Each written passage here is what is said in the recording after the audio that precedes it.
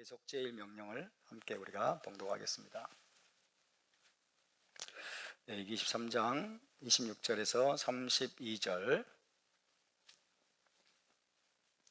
다 같이 한 목소리로 봉독하겠습니다. 여호와께서 모세에게 말씀하여 이르시되 일곱째 달 열흘날은 속죄일이니 너희는 성회를 열고 스스로 괴롭게 하며 여호와께 화제를 드리고 이날에는 어떤 일도 하지 말 것은 너희를 위하여 너희 하나님 여호와 앞에 속죄할 속죄일이 됨이니라. 이날에 스스로 괴롭게 하지 아니하는 자는 그 백성 중에서 끊어질 것이라. 이날에 누구든지 어떤 일이라도 하는 자는 내가 그의 백성 중에서 멸절시키리니 너희는 아무 일도 하지 말라. 이는 너희가 거주하는 각처에서 대대로 지킬 영원한 규례니라. 이는 너희가 쉴 안식이라. 너희는 스스로 괴롭게 하고 이달 아흐렛 날 저녁 곧 그 저녁부터 이튿날 저녁까지 안식을 지킬지니라.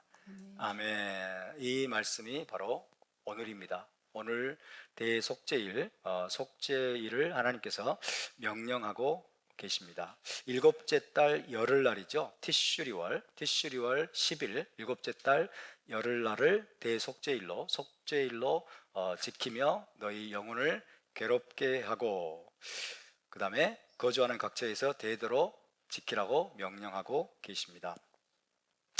오늘이 바로 5784년 티슈리월 10일입니다. 일곱째 달 티슈리월 10일 염키푸르라고 하죠. 염키푸르 대속죄일. 대속죄일은 1년 중에 가장 거룩한 날로 불립니다. 저와 여러분은 지금 나팔절로부터 시작된 가을절기 안에 있습니다. 로시아샤나 염테루와 나팔절로부터 시작된 가을절기 안에 있습니다. 가을절기는 뭐라고 말씀드렸습니까? 한마디로 메시아의 재림을 위한 예언적인 스케줄이다 그랬죠. 메시아의 재림을 위한 예언적인 스케줄로 하나님이 지정하신 것입니다. 그리고 메시아의 재림을 위해서 우리가 예행 연습하는 시간이다. 메시아의 재림을 준비하는 예행 연습에 집중하는 시간이라고 할 수 있습니다. 나팔절은 무엇을 예행 연습합니까? 메시아의 재림과 죽은 자의 부활, 그죠? 메시아의 재림과 죽은 자의 부활을 예행 연습하고 준비하는 시간이 나팔절입니다. 속죄일은 무엇을 예행 연습하는 시간입니까? 신부 이스라엘 공동체의 속죄, 이스라엘의 공동체적인 속죄와 정화를 예행 연습하는 시간입니다. 특별히 이 속죄일은요, 하나님께서 이스라엘 공동체뿐만 아니라 신부 이스라엘뿐만 아니라 예루살렘과 이스라엘 땅을 정결케 하고 깨끗게 하시는 절기입니다. 그래서 예수와께서 다시 오시게 되면 이스라엘 땅과 예루살렘을 정화하실 겁니다. 땅을 깨끗게 하실 겁니다. 그리고 이제 초막절로 들어가서 메시아 왕국 그리고 어린 양의 혼인 예식이 있게 될 것을 믿으시기 바랍니다. 아멘. 그래서 이스라엘의 공동체적인 속죄와 정화 그리고 이스라엘 땅과 예루살렘의 정화를 우리가 바라보고 예행 연습하는 시간이라고 할 수 있습니다. 초막절은 어린 양의 결혼식, 혼인 예식과 메시아 왕국의 출범을 예행 연습하는 시간입니다. 예루살렘에 세워지는 메시아 왕국, 예수와께서 다시 오시면 예루살렘의 메시아 왕국이 시작될 것입니다. 그 메시아 왕국을 두 자로 뭐라고 그럴까요? 천국이라고 합니다. 천국은 어디에 세워질까요? 예루살렘에 세워집니다. 할렐루야. 회개하라 천국이 가까이 왔느니라 라고 말씀하실 때 그 천국은 천당이 아닙니다. 죽어서 가는 천당이 아니고 예루살렘에 세워지는 여러분 메시아 왕국이 바로 천국임을 믿으시기 바랍니다. 할렐루야. 그 천국을 바라보고 예행 연습하고 준비하는 시간이 바로 이 가을절기, 특별히 초막절이라는 것을 기억하시기를 주의 이름으로 축원합니다. 해마다 이것을 반복하게 되면 어떻게 될까요? 해마다 이 가을절기, 봄절기도 포함되죠. 해마다 봄절기와 가을절기를 우리가 매년 반복하게 되면 여러분 이 복음의 메시지가 우리의 존재 깊은 곳에 새겨지게 되는 거예요. 할렐루야. 우리의 존재 자체가 우리 존재 깊은 곳에 복음의 메시지가 새겨져서 우리가 여러분 주님의 다시 오심을 위해서 우리가 주님의 다시 오심을 위해서 준비하는 일에 저와 여러분이 결코 소홀히 하지 않게 되길 믿으시기 바랍니다. 그런 축복이 우리 모두에게 있기를 주의 이름으로 축원합니다. 나팔절로 지정된 이 티슈리월 1일, 일곱째 달 1일이죠. 일곱째 달을 티슈리월이라고 합니다. 일곱째 달. 일곱째 달을 티슈리월인데 티슈리월 1일. 티슈리월 1일은 나팔절이면서 유대 전통에서는 뭐죠? 로시 하샤나라고 하죠. 로시 하샤나. heb사 로시 하샤나. 로시 하샤나. 로시 하샤나는 신년절 이런 뜻입니다. 해의 시작이다. 그런 거죠. 로시 하샤나.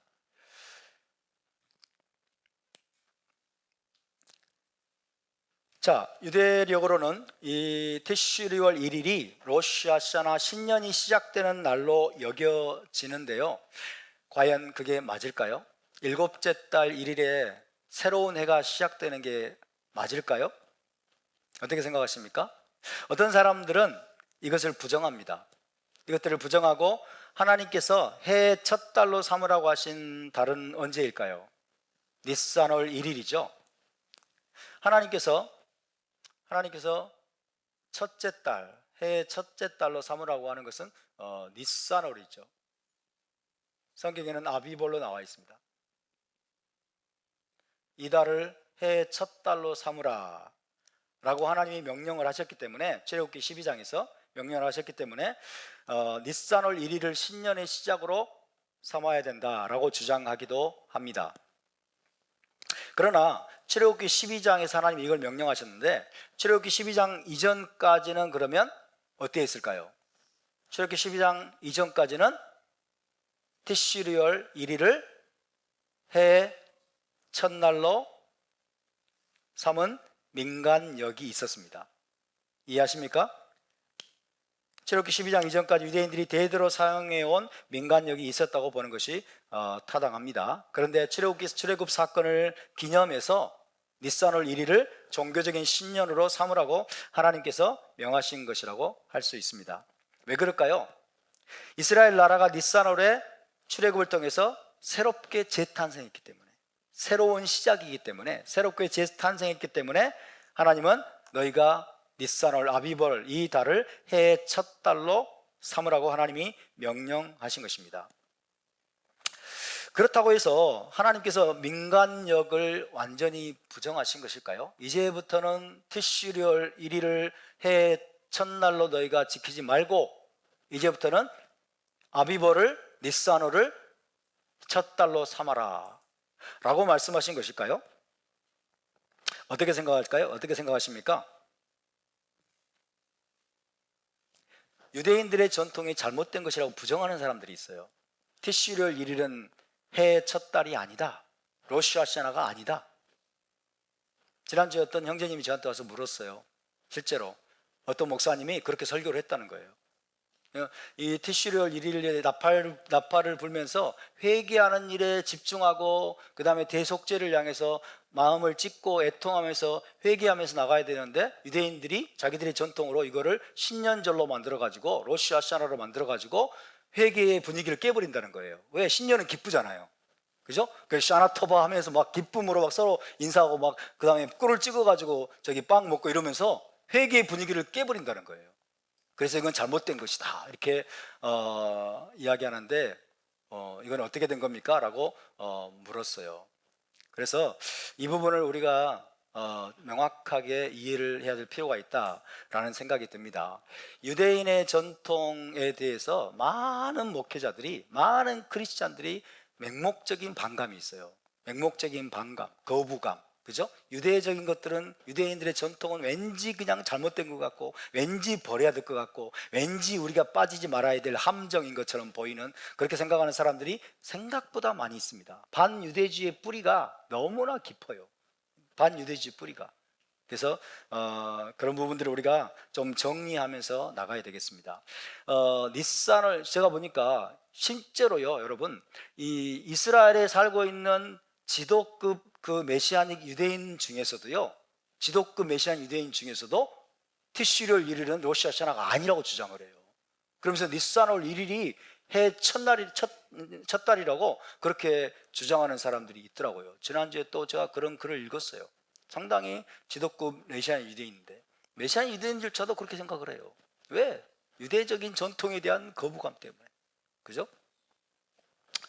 그래서 과연 티슈리얼 1일이 신년이 시작되는 날이냐 아니냐 하는 부분들을 여러분이 잘 정리하고 계셔야 다른 사람들에게 여러분 분명하게 설명해 주실 수 있겠죠. 자, 성경에 분명히 나와 있습니다. 그 구절들을 한번 찾아보겠습니다. 과거에도 제가 설명을 드렸는데 여러분이 많이 까먹으셨을 거예요. 까마귀 고기를 자주 드시니까 까마귀가 남원하질 않아요. 여러분이 까마귀를 너무 좋아하시니까. 자, 출애굽기 23장으로 가보겠습니다. 출애굽기 23장 16절. 출애굽기 23장 16절입니다. 오늘 이후로는 까마귀 고기를 드시지 마시고 잘 기억하시길 바랍니다. 그래서 혹시라도 이런 것들에 대해서 이의를 제기하고 물어오는 사람들이 있으면 명확하게 이야기를 해주시기 바랍니다. 출애굽기 23장 16절. 자, 함께 읽습니다. 시작. 맥추절을 지키라. 이는 내가 수고하여 밭에 뿌린 것의 첫 열매를 거둠이니라.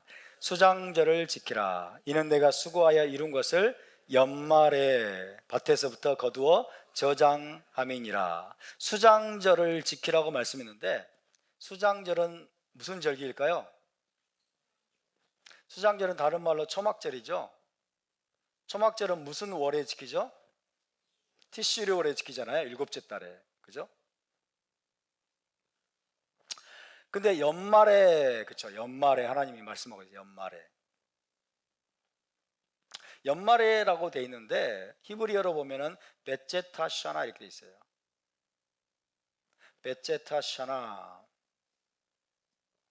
베제타 샤나를 직역을 해보면 무슨 뜻이냐?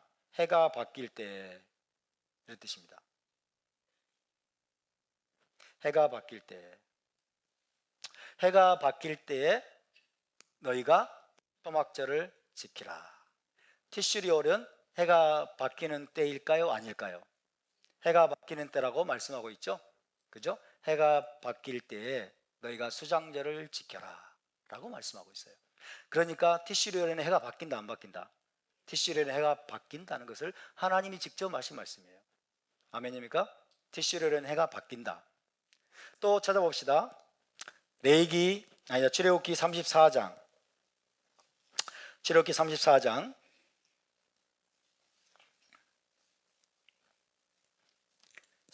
22절입니다. 출애굽기 34장 22절. 자, 함께 봉독합니다. 77절. 곧 맥주의 초실절을 지키고 새 말에는 수장절을 지키라. 할렐루야. 새 말에는 또 수장절을 지키라고 말하네요. 말씀하시네요. 새 말에는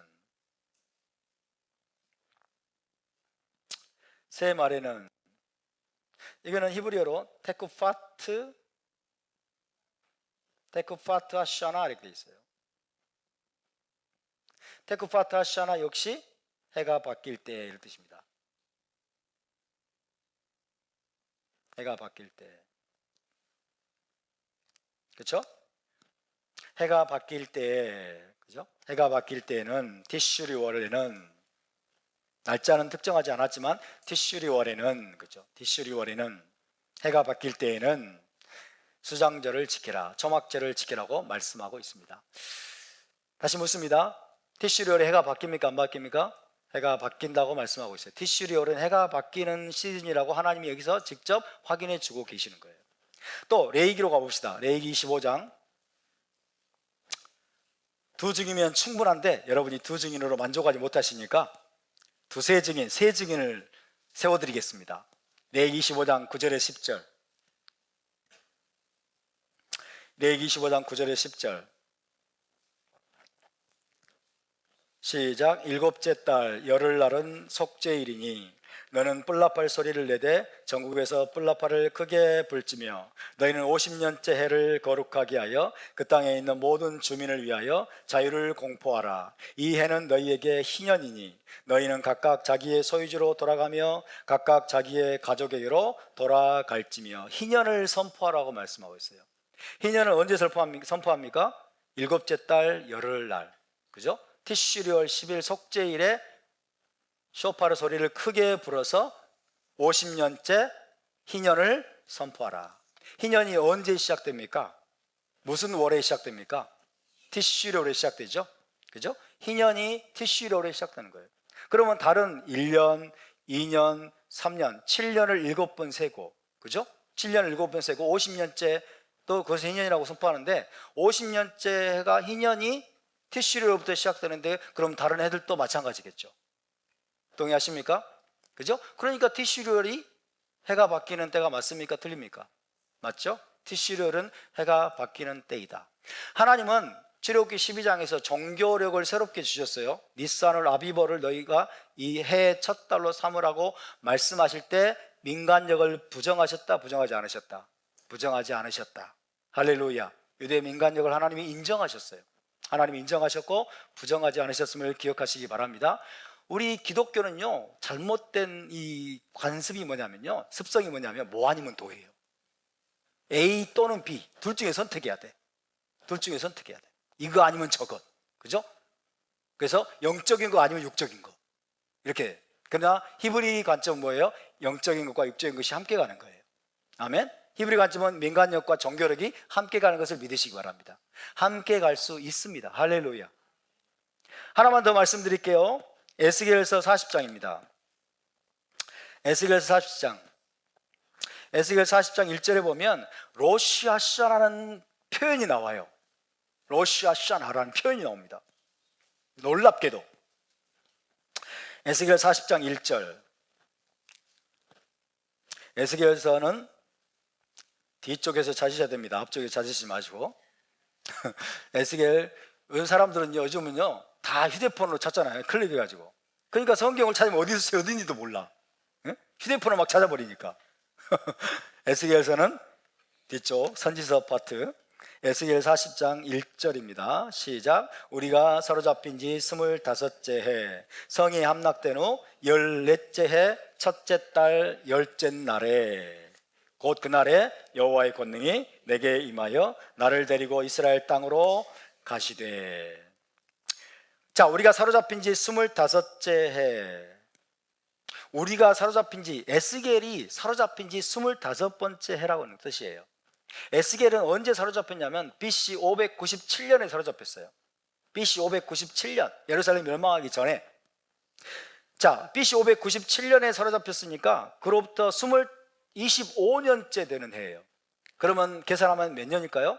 BC 573년이 됩니다. 573년이면 예루살렘 멸망했을까요? 안 했을까요? 했을까요? 안 했을까요? 했거나 말거나 관심 없으세요? 예루살렘 멸망 연도 아시죠? 언제죠? 586 컴퓨터 아시죠? 586 BC 586년. 그럼 573년이에요. 이미 예루살렘 멸망해버린 후예요. 그렇죠? BC 573년 성이 함락된 후 14째 해, 그러죠? 성이 함락된 후 14째 해. BC 580년, 86년 후부터 14째 해니까 573년이 맞죠. 첫째 달 10째 날에 이랬어요. 첫째 달 10째 날에. 첫째 달 10째 날에, 그러니까 이 첫째 달은 언제일까요? 니산월일까요? 티슈리월일까요? 첫째 달 14째 날에, 10째 날이죠. 그럴 수도 있죠. 뭐 그런 거 가지고 또 사람이 그러세요. 첫째 달 10째 날에, 이거는요 히브리어로 베로시아샤나, 로시아샤나, 그 다음 뭐예요? 베아소르, 베아소르라 호데시, 이렇게 돼 있어요. 로시아샤나, 그죠? 로시아샤나의 그 달에 10일에, 그죠? 로시 하샤나의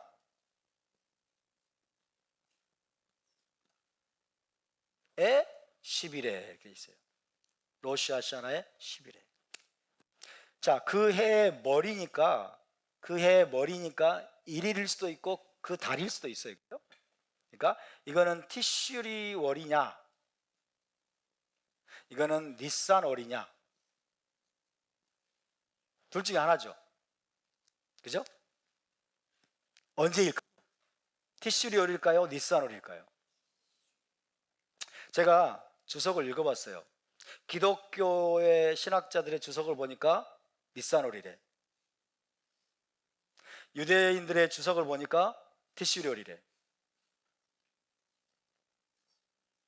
그러면 누가 더 히브리어에 정통할까요? 에스겔서는 히브리어로 쓰여졌어요. 그죠? 히브리어에 정통한 사람들이 더 이해력이 깊겠죠? 우리 기독교는요, 굴러온 돌이 박힌 돌을 빼낸다고 유대 랍비들을 무시하고 유대교를 무시하고, 그죠? 그리고 자기들이 원조인 행세를 해왔죠. 그러나 여러분, 이것은 니산월이라기보다도 티슈월이 맞습니다. 왜 그러냐면요,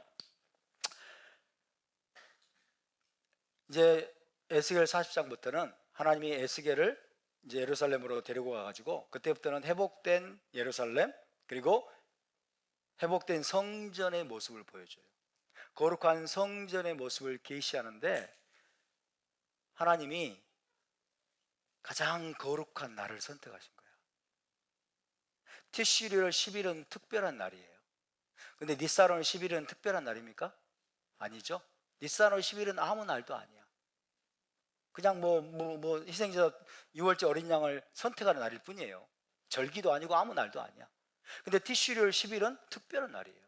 그죠? 거룩한 날, 가장 거룩한 날을 선택해서 하나님이 이날에 에스겔을 예루살렘 데려가서, 그때부터는 이제 성전의 회복에 대한 비전을 보여주세요. 성전의 회복에 대한 비전. 이런 맥락에서 보면 티슈리얼이 명확하죠? 티슈리얼이 명확. 그러니까 로시 하샤나는 여러분 티슈리얼임을 믿으시기 바랍니다.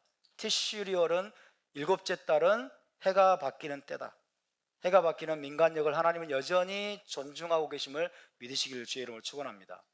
그러니까 오늘도 교회 안에도, 여러분 오늘날 우리 한국에도요, 히브리 뿌리, 그 다음에 토라 이야기하는 데가, 또 이스라엘을 사랑한다고 하는 그런 분들이 이제 많이들 좀 늘어나고 계시는 것 같은데, 아직도 뿌리 깊은 반유대주의, 유대인들의 전통, 랍비들의 어떤 전통들을 거부하려고 하고 반감을 가지고 있고, 그런 경향들이 굉장히 많아요. 그러나 그게 아니라 우리 기록된 토라를 우리가 기준으로 해서, 기록된 성경 말씀을 기준으로 해서 우리가 유대 랍비들 또 유대인들로부터 많은 것들을 여러분 배워야 될 줄로 믿습니다. 정말 애석하게도요, 예루살렘 이스라엘 땅에 거주하는 메시아닉 유대인들, 예수님을, 예수와를 믿는다고 하는 유대인들조차도 여러분 기독교 복음주의, 기독교 영향을 너무 많이 받았어. 기독교 복음주의 영향을 너무 많이 받아가지고 유대 랍비들을 미워하고 랍비들의 전통을 막 거부하고, 그 다음에 기독교적인 여러분 그런 전통들을 지키는 경우가 너무 많아요. 그런 가르침에 너무 영향을 많이 받아버렸어요. 오늘 그런 것들을 우리가 분별해야 될 줄로 믿습니다. 그런 것들을 우리가 다 분별하고, 그래야만이 토라 준행이 얼마나 우리의 생명을 살리는 길인지, 그죠? 토라를 준행하는 것이 우리가 메시아 왕국으로 갈 수 있는, 여러분 정말 하나님께서 주신 우리에게 주신 청사진이고, 그 다음에 비법임을 우리가 깨닫게 됩니다. 할렐루야. 따라서 티슈리얼은 해가 바뀌는 달입니다. 티슈리얼 1일은 로시 하샤나입니다. 아멘. 하나님은 민간력과 그 다음에 종교력을 둘 다 존중하시는 분임을 믿으시기를 축원합니다. 자, 오늘은 우리가 해마다 대속죄일로 지키는 날입니다. 왜 이 날을 속죄일로 지키는 것일까요? 티슈리얼 10일, 이 날을 왜 속죄일로 지키는 것일까요? 하나님께서 명령하셨기 때문에. 심플. 왜 티슈리얼 10일을 우리가 속죄일로 해마다 지켜야 되는 것일까요? 하나님이 모세를 통해서 이날을 속죄일로 지키라고 명령하셨기 때문에. 하나님은 왕이십니다. 주님만이 왕이십니다. 주님만이 왕이십니다. 할렐루야. 우리 하나님은 왕으로서 여러분 이스라엘 나라에게 법을 선포하신 걸 믿으시기 바랍니다. 하나님이 왕께서 법을 베푸셨으면 거기에 순종하는 것이 마땅한 일입니다. 오늘날 기독교인들의 많은 기독교인들의 문제점이 뭔지 아세요? 하나님이 왕이시라는 사실을 모르는 거예요. 하나님이 왕이라는 사실을 몰라. 예수님이 나의 구원자입니다 이렇게 말은 하지만은 그분이 왕이라는 사실을 몰라요. 왕의 명령, 왕의 법도에 따라서 순종해야 된다는 사실을 이들은 잘 알지 못해요. 그래서 여러분, 나는 율법 아래 있지 않아, 나는 율법 아래 있지 않아 그러면서 하나님의 법을 무시하는 경우가 너무나 많다는 거예요. 그러나 우리 하나님은 왕이십니다. 왕이신 하나님은, 왕은 어떤 존재입니까? lawgiver예요. lawgiver. 왕은 법을 베푸시는 분입니다. 법을 선포하시는 분입니다. 그리고 그 법으로, 그 법에 순종할 것을 요구하십니다. 그리고 나중에는 그 법대로 심판하시는 분이십니다. 할렐루야. 하나님은요, 나중에 이 토라대로 우리를 심판하실 겁니다. 토라에 너희가 순종했느냐, 토라대로 지켜 행했느냐, 그걸 가지고 하나님은 심판하실 겁니다. 할렐루야. 하나님의 법은 변함이 없으십니다. 하나님은 변함이 없으시기 때문에 그분이 베푸신 법도 변함이 없음을 믿으시기 바랍니다. 왜 우리가 속죄일을 지켜야 됩니까? 하나님이 지키라고 명령하셨기 때문에. 그런데 우리가 전통 기독교에서 잘못 배운 사람들은 또 이런 식으로 질문하는 경우가 있죠. 아니, 예수님께서 이미 십자가에서 대속을 완성하시고 우리의 모든 죄를 사하셨는데 왜 우리가 속죄일을 지켜야 되죠? 주님이 십자가에서 이미 우리 구원을 완성하시고 죄사함을 다 완성하셨는데 왜 우리가 속죄일을 지켜야 되죠? 대속죄일의 모든 의식은 예수 그리스도로 이미 성취된 것이 아닙니까? 라고 묻는 사람들이 있어요. 그런 질문에 대해서 먼저 간략히 대답을 해보겠습니다. 첫째, 예수와의 보혈로 우리의 죄가 씻김을 받고 구원을 받았지만은 구원받은 후에도 우리는 죄를 범합니까? 안 범합니까? 구원받은 후에도 우리는 계속 죄를 범하기 때문에 지속적인 회개가 필요하고 지속적인 죄의 씻음이 필요합니다. 할렐루야. 우리는 여전히 죄를 범합니다.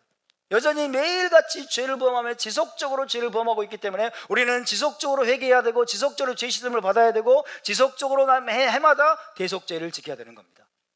아멘입니까? 두 번째, 대속죄일은 개인적인 속죄라기보다는 공동체적인 속죄와 정화에 초점을 맞추는 날입니다. 이스라엘 공동체 전체, 그죠? 이스라엘 공동체 전체의 속죄와 정화에 초점을 맞추는 날이 바로 대속죄일입니다. 지금도 이스라엘 공동체, 하나님 언약 공동체 안에는 예수와를 믿지 않고 죄사함을 받지 못해서 더럽혀진 상태에 있는 이들이 너무너무 많습니다.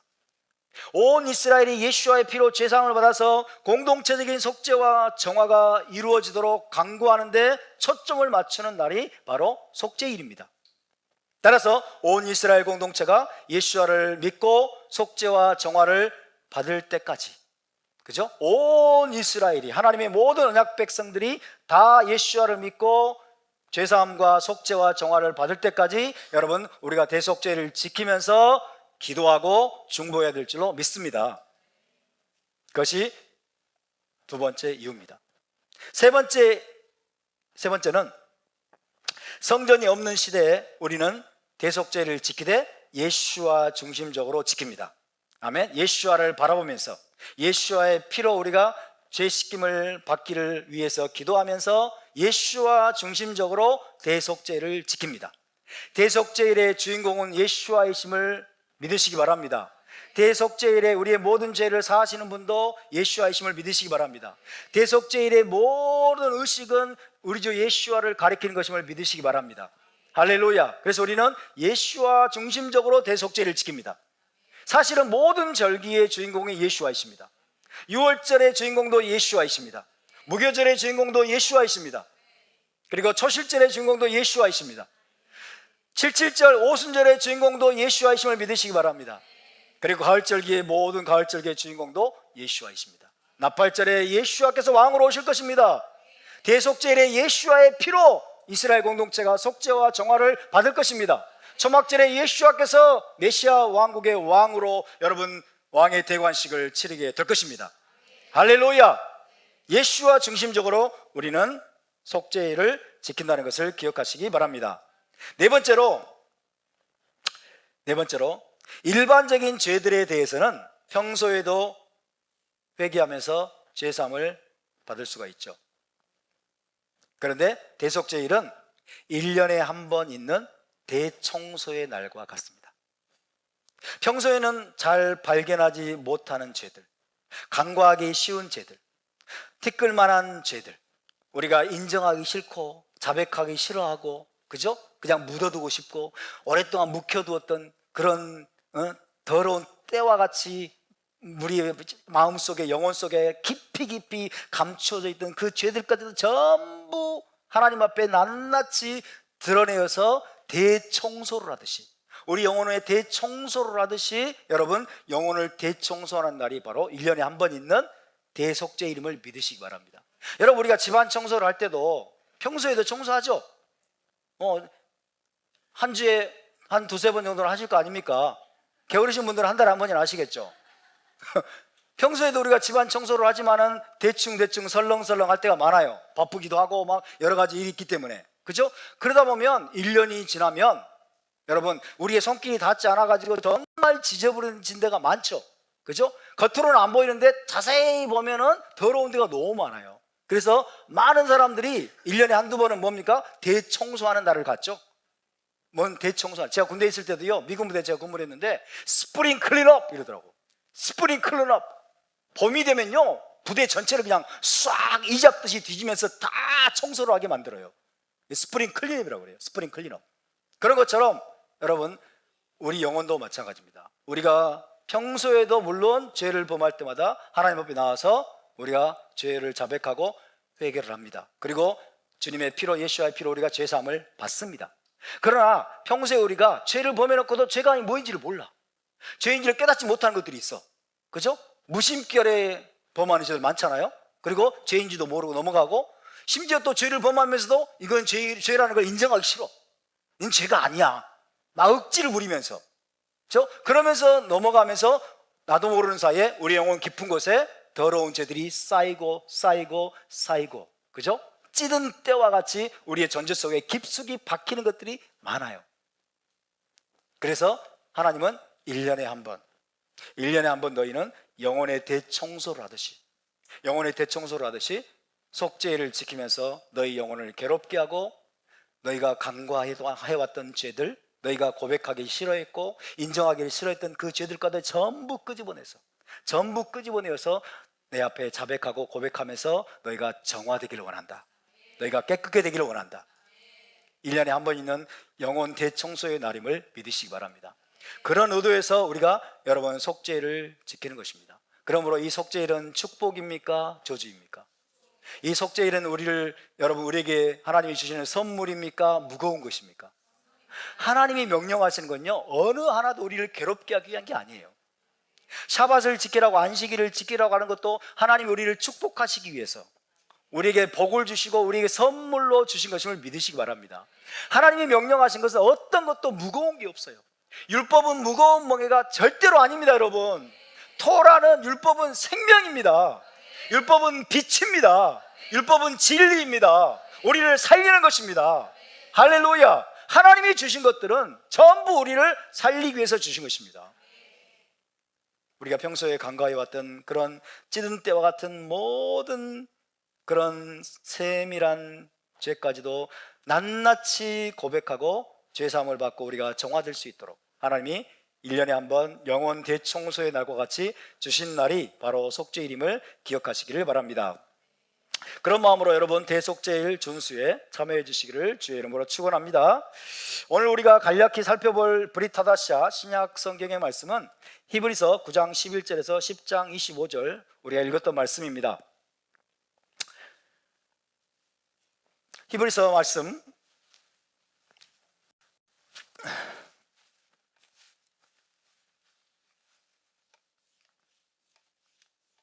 제 설교는 이제부터 시작되는 거 아시죠?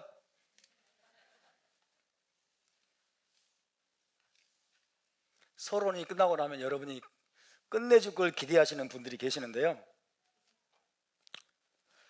저는 안 그렇습니다. 끝날 것 같은데 다시 시작하는, 이게 묘미거든요. 자, 히브리서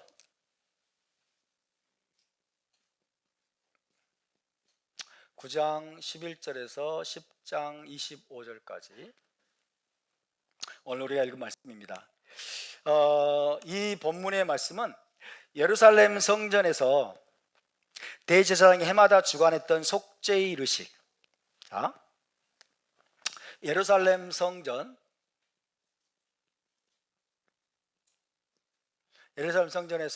대제사장이 1년에 한 번 주관했던 속죄일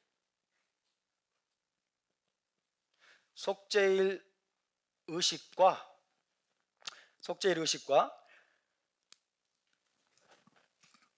예수와께서 이루신 속죄 효력을 비교 설명하고 있습니다. 예수와의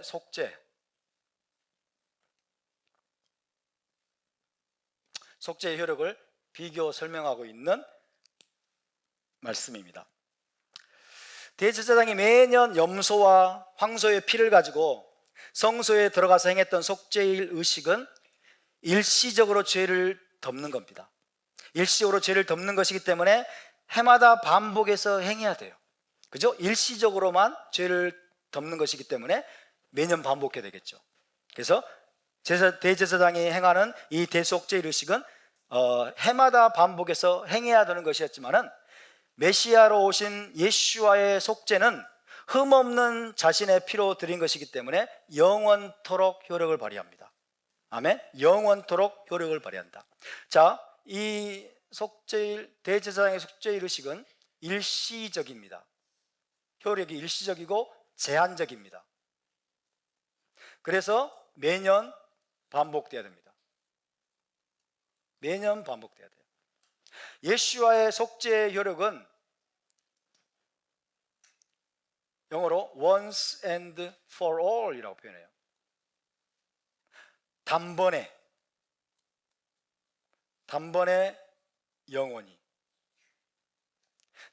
영원히 이루신 것이기 때문에 다시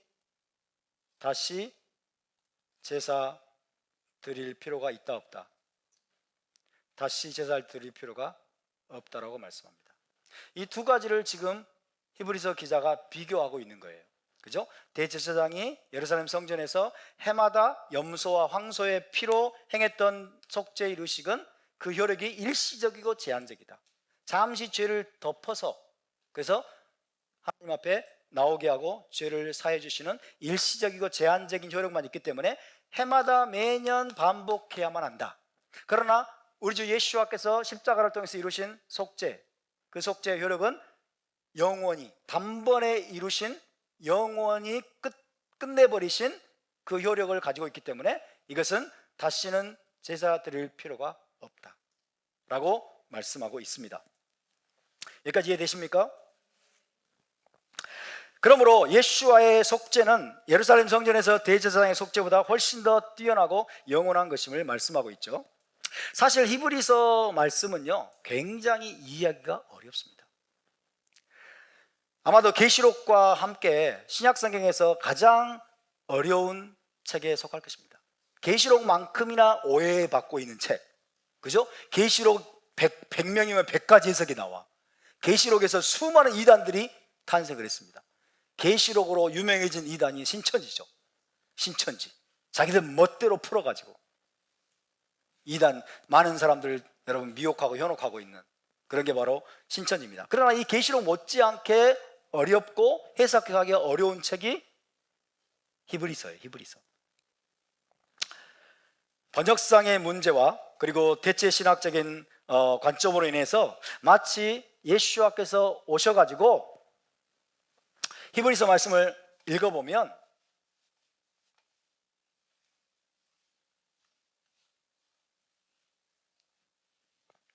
히브리서 말씀을 읽어보면 예수와께서 오셔서 옛 언약은 신의 산 언약을 이야기하는 거겠죠. 옛 언약도 폐하고, 그 다음에 예루살렘 성전, 눈에 보이는 성전도 폐하고, 그 다음에 아론 자손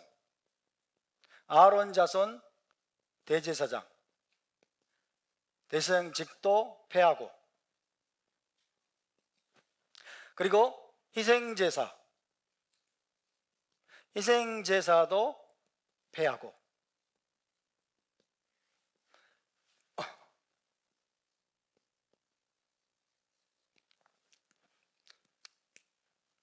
히브리서를 잘못 읽으면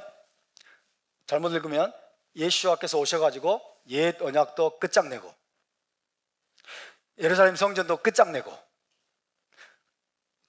아론 자손 제사장직도 끝장내고, 그 다음에 희생제사도 끝장내버린 것처럼 그렇게 보일 수가 있습니다. 그리고 여러분, 지금 현재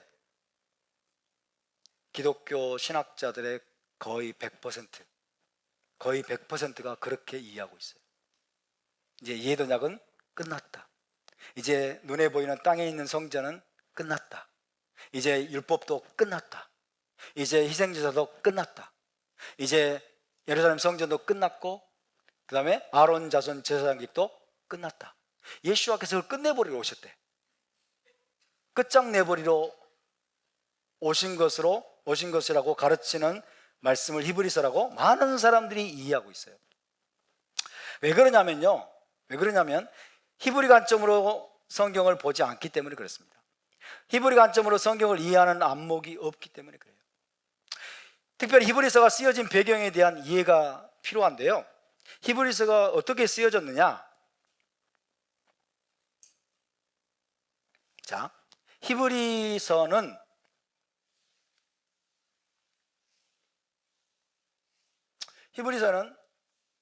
누구한테 썼을까요? 히브리인들에게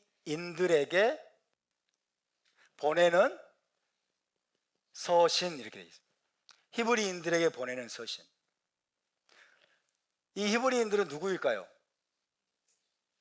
히브리인들은 1세기 당시에 예루살렘 거주자들이에요. 특별히 유대인들이라고 할 수 있는데, 특별히 예루살렘에 거주하는 유대인들, 그죠? 예루살렘에 거주하는 유대인들에게 쓴 편지입니다. 누가 썼을까요? 사도가 썼습니다. 사도. 누가 예루살렘 밖에서 이방 땅에서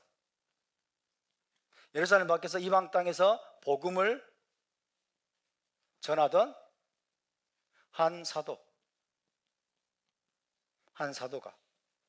이 사도가 바울인지 누구인지 알 길이 없어요. 그렇지만은 아마 사도 바울일 가능성이 있죠. 어쨌든 중요한 사도, 토라에 대한 이해가 깊은 사도가, 권위 있는 사도가 이방 땅에서 복음을 전하고 있다가 갑자기 급박한 필요가 생겨서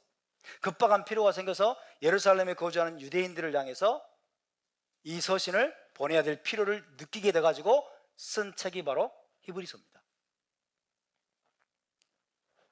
오늘날 이제 우리의 말로 표현을 해보자면 메시아닉 유대인서, 이렇게 말할 수도 있어요. 메시아닉 유대인서, 예루살렘에 거주하는 특별히 메시아닉 유대인들에게 보내는 서신이라고 할 수 있어요. 자, 어떤 급박한 사정이 생겼을까요? 자, 이때 당시는 예루살렘 성전이 파괴되기 전일까요, 후일까요? 예루살렘 성전이 있었습니까, 없었습니까? 있었어요. 예루살렘 성전이 파괴되기 전입니다. 그죠? 아마도 AD 60년 전후일 거예요. AD 60년 전후. 예루살렘 성전이 아직 파괴되기 전입니다. 그때 성전 권력을 장악하고 있던 자들은 누구이죠? 사두개인들입니다. 성전 권력을 장악하고 있던 사두개인들, 사두개파 또 제사장들, 그런 자들이 로마의 권력을 등에 업고서 이들의 눈의 가시였던 자들이 있었겠죠. 누구일까요?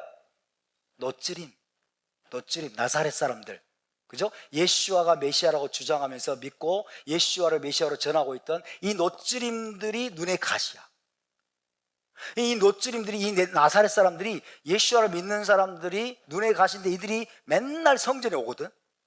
맨날 성전을 드나들면서 성전에서 제사 드리고 성전 기도에 참여하고, 이게 너무나 꼴보기 싫은 거예요. 그래서 사두개파 제사장들이 로마의 총독의 권력을 이용해 가지고 이 노찌림들을 전부 제거해 버리려는 음모를 꾸몄는데, 로마 총독이 그거를 퇴짜를 놨어요. 그래서 그 시도에서 실패를 하고 난 다음에 이 사두개파 제사장들이 어떤 결정을 내렸냐면, 이 사람들이 이제 노찌림들에게 성전 출입을 전면 금지하는 조치를 취하게 됐어요. 성전 출입을 전면 금지시키는 조치를 취하게 되었습니다. 말하자면 성전에서 이제 쫓아낸 거예요. 성전에 들어올 수 없게 만든 거예요. 당시 종교 권력자들에게는 예수와를 메시아로 주장하고 전하던 이 나사렛 사람들이 눈에 가시였던 존재들이라고 그랬죠. 그래서 이들은 노찌림들을, 나사렛 사람들을 모두 성전에서 쫓아내기로 결의를 하게 됐습니다. 그 결과 예수와를 메시아로 믿고 따르는 나사렛 사람들은 성전에 출입할 수 없게 되었을 뿐만 아니라 가족들과 유대인 공동체에서도 쫓겨날 위기에 처하게 됐어요. 그죠? 가족들조차도 이제 종교 권력자들이 싫어하니까, 종교 권력자들에게 핍박을 받고, 종교 권력자들이 너희 가족 중에 예수와 믿는 자들, 예수와를 메시아라고 믿는 자들은 성전에 들어올 수 없고 쫓아내라, 이런 식으로 하니까 가족들과 유대인 공동체에서도 쫓겨나게 될 위기에 처하게 되었습니다. 예수와에 대한 신앙을 끝까지 고수한다면 그들은 형제들과 친구들로부터 외면을 당하고 유대인 공동체에서 쫓겨날 뿐만 아니라 그토록 사랑했던 성전 제사와 기도에 참여할 수 없게 되는 겁니다. 그죠? 예수와에 대한 믿음을 포기하지 않으면 가족들로부터 외면당하고 유대인 공동체에서 쫓겨나고, 그리고 성전에도 들어갈 수 없는, 평생 동안 이들은, 생각해 보세요, 평생 동안 이들은 성전 중심의 삶을 살아왔어요. 평생 동안 성전에 들어가서 희생제사를 드리고 하나님 앞에 여러분 샤카리트, 미나기도 이런 기도를 드리면서 하나님을 섬겼던 사람들인데, 이제는 성전에 들어가는 것이 금지되어 버려요. 그리고 유대인들로부터 쫓겨나고, 또 공동체에서 쫓겨나고, 가족들로부터 외면당하고, 이런 위기에 처하게 된 것입니다. 이런 상황에서 가족들과 친구들로부터 예수와에 대한 믿음을 포기하라는 압박이 얼마나 심했겠습니까? 그죠? 가족들과 친구들이 예수와에 대한 믿음을 포기해라, 그런 압박이 굉장히 심했을 겁니다. 예수와에 대한 믿음만 포기하면 여전히 예전처럼 성전에 자유롭게 드나들면서 희생제사와 기도에 참여할 수 있기 때문에 예수와에 대한 믿음을 포기하고 싶은 유혹이 얼마나 컸겠습니까? 그래도 끝까지 예수와에 대한 믿음을 포기하지 않으면 그들이 지불해야 될 대가가 너무나 컸어요. 가족들과 친구들로부터 외면당하고 유대인 공동체에서 쫓겨나고 성전 제사와 기도에 참여할 수도 없는 상황으로 내몰리게 되는 겁니다. 그러면 그들에게 남는 것이 무엇일까요? Nothing입니다. 핍박과 박해와 멸시와 그리고 쫓겨남 밖에는 이들에게 남는 것이 없게 되는 거예요. 이런 급박한 상황이 전개되자 당시 이스라엘 땅 밖에서 복음을 전하던 한 사도가 급히 예루살렘에 거주하는 유대인 신자들에게 편지를 보내가지고 그들에게 예수와에 대한 믿음을 끝까지 포기하지 말고 믿음의 확신을 굳게 붙잡으라고 고민해야 될 필요성을 느끼게 되었습니다. 예수와에 대한 믿음을 통해서 너희에게 주어진 것은 훨씬 더 크고 영원한 것이니 그것을 바라보며 현재의 고통을 잘 견디고 인내하라. 예수와에 대한 믿음을 버리고 다시 옛날로 돌아가려는 유혹을 단호하게 물리쳐라 라고 권면하기 위해서입니다. 자, 이런 배경에서 볼 때 히브리서 기자는 히브리서의 저자는 대체 신학을 설파하는 것이 결코 아닙니다. 히브리서 기자는 우리 대부분의 기독교 신학자들과 목회자들이 이해하고 있는 것처럼, 자, 옛 언약,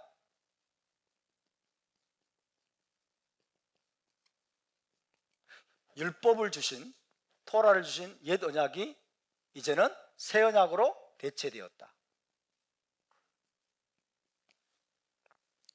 그리고 예루살렘 성전,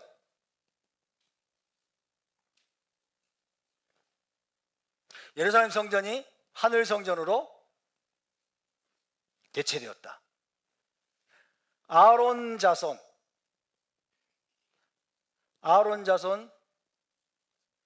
제사장직이 멜기세덱 반차의 제사장직으로 대체되었다. 동물 희생제사, 동물로 드리는 희생제사가 폐해지고 이제 예수와의 희생제사, 희생으로 대체되었다 라는 것을 가르치는 게 아닙니다. 이게 아니에요. 이것을 먼저 분명히 하는 게 중요합니다.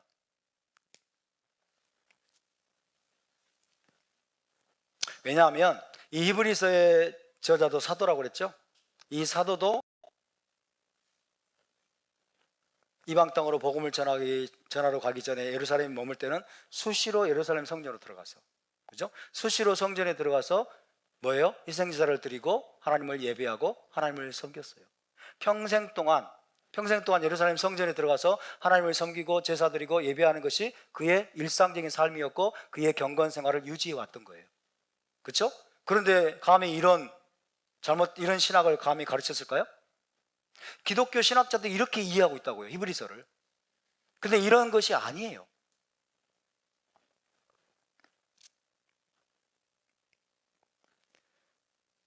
이것은 히브리 관점으로 성경을 이해하지 못한 결과로 빚어진 비극이고 참사라고 할 수가 있습니다.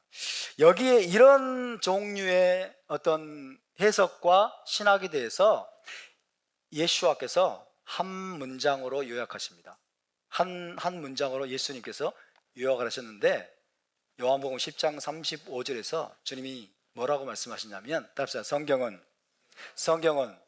패하지 못한다. period. 끝. 성경은 패하지 못하나니. 그렇게 말씀하셨어요. 성경은 패하지 못하나니. 이때 당시에 성경은 뭘까요? 토라, 선지서, 그리고 성문서. 그죠? 토라와 선지서와 성문서가 이때 당시에 성경으로 인정받았어요. 그죠? 근데 예수와께서는 그것들에 대해서 뭐라고 말씀하셨어요? 성경은 패하지 못하나니. 여러분 묻겠습니다. 예루살렘 성전에 관한 내용들이 성경 일부 아닙니까? 아론 자손 제사장직에 대해서 하나님 명령하신 것들이 성경의 일부 아닙니까? 동물 희생자에 대해서 하나님이 규정하시고 말씀하신 것이 성경의 일부 아닙니까? 맞습니까? 옛 언약, 여러분 신의 산 언약에 대해서 토라를 주신 것에 대해서 말씀하고 있는 내용들이 성경의 중요한 일부 아닙니까? 근데 이것들이 폐해졌다고요? 이것들이 저것으로 대체됐다고요? 이것들이 이제 끝났고 저것으로 폐해지고 대체돼 버렸다고요? 주님이 말씀하신다니까요. 성경은 폐하지 못하나니. 할렐루야. 성경은 폐할 수 없다라고 말씀하고 있어요. 이 모든 것들이 여러분 토라와 선지서와 성문서에서 중요한 부분을 차지하는 거예요. 중요한 부분을 차지하는데 여러분 이것을 어떻게 폐합니까? 이것들이 어떻게 이걸로 대체가 됩니까? 그것은 있을 수 없는 일이에요. 그것은 여러분 완전히 말이 안 되는 비논리적인 사고인 겁니다. 그런데 이것을 우리가 어떻게 받아들일 수가 있겠습니까? 그렇다면 히브리서 기자가 유대인 신자들에게 전달하려고 하는 메시지가 무엇일까요? 그것은 한마디로 예수와를 믿는 신앙의 탁월함입니다. 예수와를 믿는 신앙의 탁월함, 예수와 신앙의 뛰어남, 예수와를 통해서 하나님이 주신 것들이 훨씬 뛰어나고 탁월하고 온전하다는 것을 말씀하는 거예요. 자, 보세요. 제가 이렇게 표시로 할게요. 요것이 요것으로 대치됐다 화살표 표현했죠? 이게 아니라는 거예요. 이게 아니라 이거를 이렇게 말씀드릴게요. 요거는 하나님이 누구를 통해서? 모세를 통해서 주신 거죠. 모세를 통해 주신 것. 요거는 하나님 누구를 통해 주셨을까요? 예수와를 통해서 주신 거죠. 예수를 통해 주신 것. 근데 우리 기독교 신학자들은 요것이 요걸로 대치된다고 생각을 해. 그죠? 요걸 끝났다 이제 이거는. 예언장은 끝났고 율법도 끝났고 그죠? 이생지사도 끝났고 눈에 보이는 성전도 끝났고 이제 요걸로 대치된다고 생각을 해. 노. 성경은 패하지 못하나니. 할렐루야. 따라서 성경은 패하지 못한다. 누구의 말씀이에요? 예수와의 말씀이에요. 여러분, 사람의 신학을 믿지 마세요. 아멘?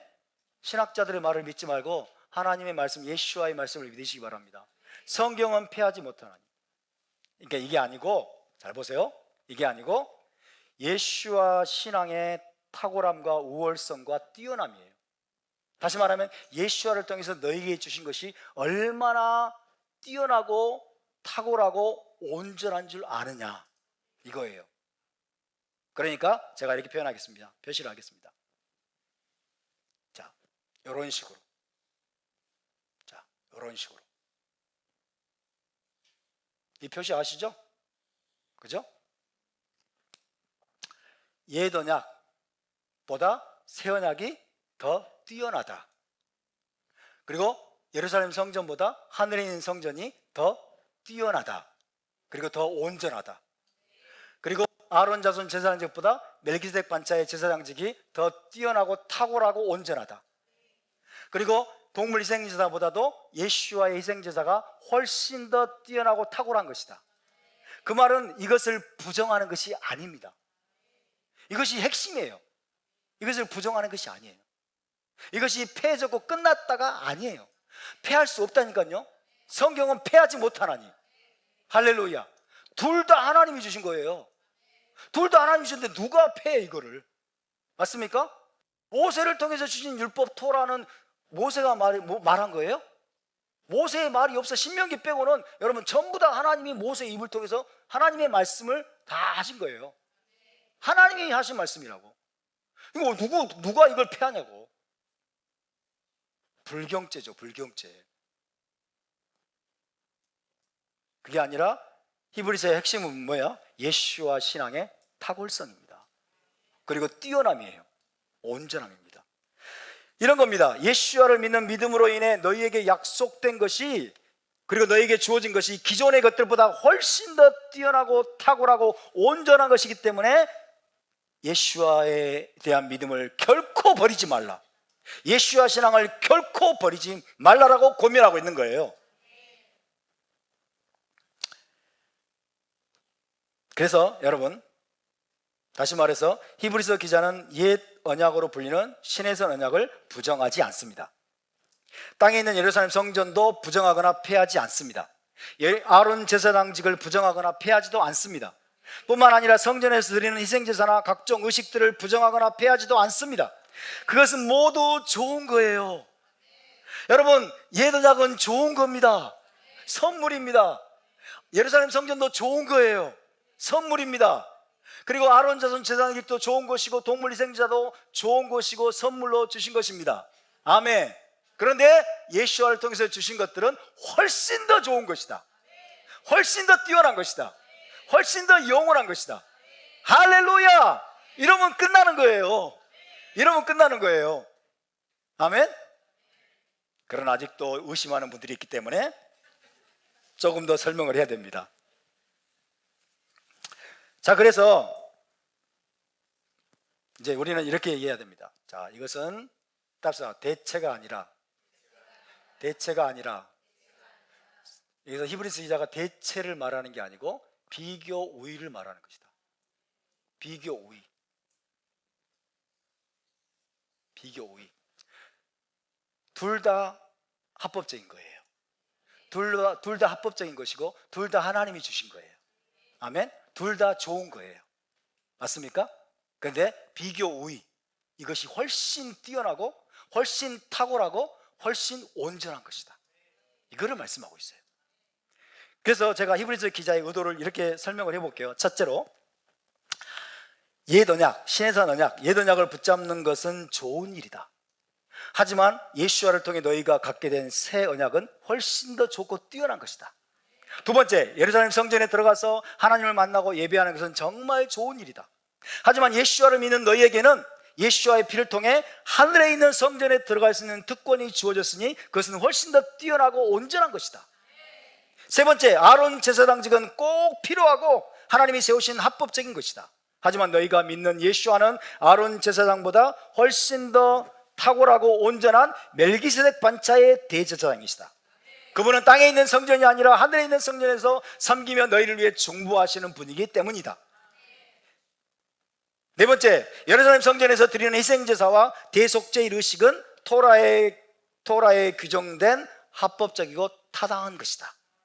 하지만 그것들의 효력은 제한적인 것이고 일시적인 것이어서 늘 반복해서 드려야만 한다.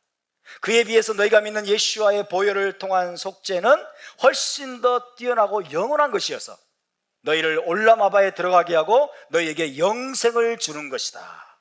할렐루야. 오늘 100만 불짜리 강의입니다, 여러분. 100만 불짜리 강의. 오늘 이것을 꼭 붙잡으시길 바랍니다. 할렐루야. 그래서 히브리서 기자의 결론적인 메시지는 무엇일까요? 너희가 지금 당장은 예루살렘 성전에 들어가지 못하게 되었고 희생제사도 드릴 수 없게 되었을 뿐만 아니라 대제사장이 주관하는 속죄의 의식에도 참여할 수 없게 되었다고 해서 슬퍼하거나 낙담하지 말아라. 들어갈 수 없게 됐다니까요. 예루살렘 성전에 들어갈 수 없게 되었어. 평생 동안 예루살렘 성전에 들어가서 하나님 예배하고 희생제사 드리고 대제사장에 의한 그 대속죄의 의식의 혜택을 받았잖아요. 그런 그 좋은 것들을 너희가 더 이상 할 수 없게 되었다고 해서 슬퍼하거나 낙담하지 말아라. 왜? 그리고 또 예수와를 믿는 너희 믿음을 포기하거나 단념하려는 유혹에 빠지지 말고 너희 담대함을 버리지 말아라. 이것이 큰 상을 얻느니라. 왜? 너희에게는 훨씬 더 뛰어나고 탁월하고 온전하고 영원한 것이 약속되었음을 잊지 말아라. 할렐루야. 얼마나 슬프겠어요. 성전에도 들어갈 수 없고 희생제사도 드릴 수가 없게 되었고 대제사장이 주관하는 속죄의 의식에 참여하고 또 그 혜택을 받으면서 1년 동안 제사함 받았다는 기쁨도 여러분 누릴 수가 없게 됐고, 그렇잖아요. 그러니까 실제적으로 이들은 너무너무 마음이 아프고 슬프고 고통스러운 거예요. 그렇죠? 왜? 그 혜택을 평생 동안 누리면서 하나님을 내가 섬기고 있고 하나님이 나와 함께 하신다는 그런 의식들을 가지고 살아왔거든요. 근데 이제 더 이상 그것들에 참여할 수 없게 되었고 금지돼 버렸어. 출입 금지. 근데 히브리서 기자는 노. 그런 것들에 너희가 참여할 수 없게 됐다고 해서 낙담하지 말아라. 물론 이것들은 좋은 것이다. 이것들은 물론 필요한 것이고 하나님이 허락하신 것이다. 그런데 예수와를 통해서 하나님이 너희에게 훨씬 더 좋은 것을 주셨다. 훨씬 더 좋고 온전한 것을 주셨다. 너희가 이것들 때문에 이것들을 얻으려고 이 더 좋은 걸 포기할 거냐? 포기하지 말라는 거예요. 할렐루야.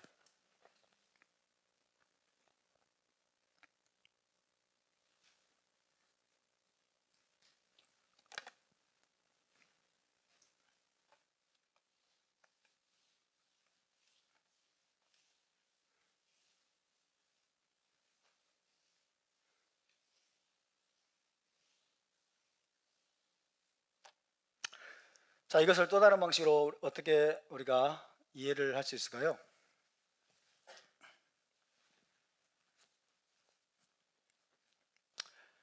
여기가 하늘에 있는 것입니다. 여기가 땅에 있는 것입니다.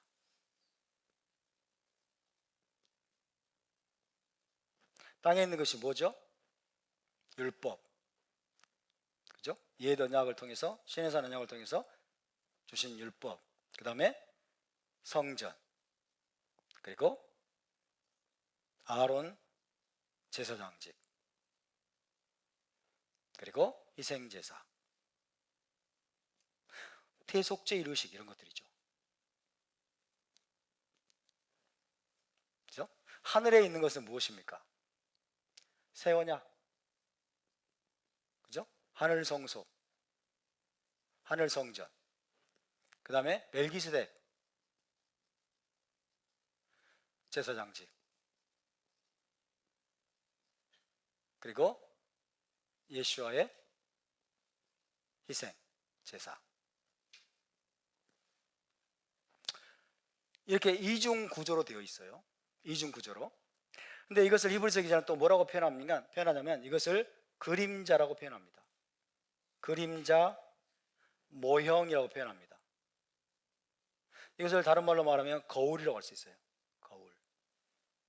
자, 땅에 있는 것은 뭐다? 그림자다. 모형과 그림자. 하늘에 있는 것은 뭘까요? 실체라고 표현합니다. 실체. 이거를 또 다른 말로는 참형상이라고 말합니다. 참형상 혹은 참것 이렇게 돼 있어요. 참것. 그죠? 자, 여기서 이제 제가 다시 한번 설명합니다. 땅에 있는 것들은 누구를 통해 주셨다? 모세를 통해 주셨다. 하늘에 있는 누구를 통해 주셨다? 예수와를 통해 주셨다. 둘 다 누가 주셨다? 둘 다 하나님이 주셨다. 둘 다 하나님이 주셨으니까 둘 다 좋은 것이다? 아니다. 둘 다 좋은 것이다. 둘 다 축복으로 주신 것이다. 아멘. 그런데 하늘에 있는 게 훨씬 뛰어난 것이라고 그랬죠? 훨씬 뛰어나고 온전하고 탁월하고 영원한 것이다. 맞습니까? 근데 우리 기독교는 또 어떻게 해석합니까? 그림자는 쓸데없는 거야. 그죠? 그림자는 무가치한 거야. 이제 실체가 왔으니까 그림자는 끝났어. 그죠? 예수님 실체가 왔으니까 그림자는 끝났어. 또 이렇게 생각하는 거예요. 이게 기독교적인 신학이에요. 얼마나 이게 정말 심각한지 모릅니다.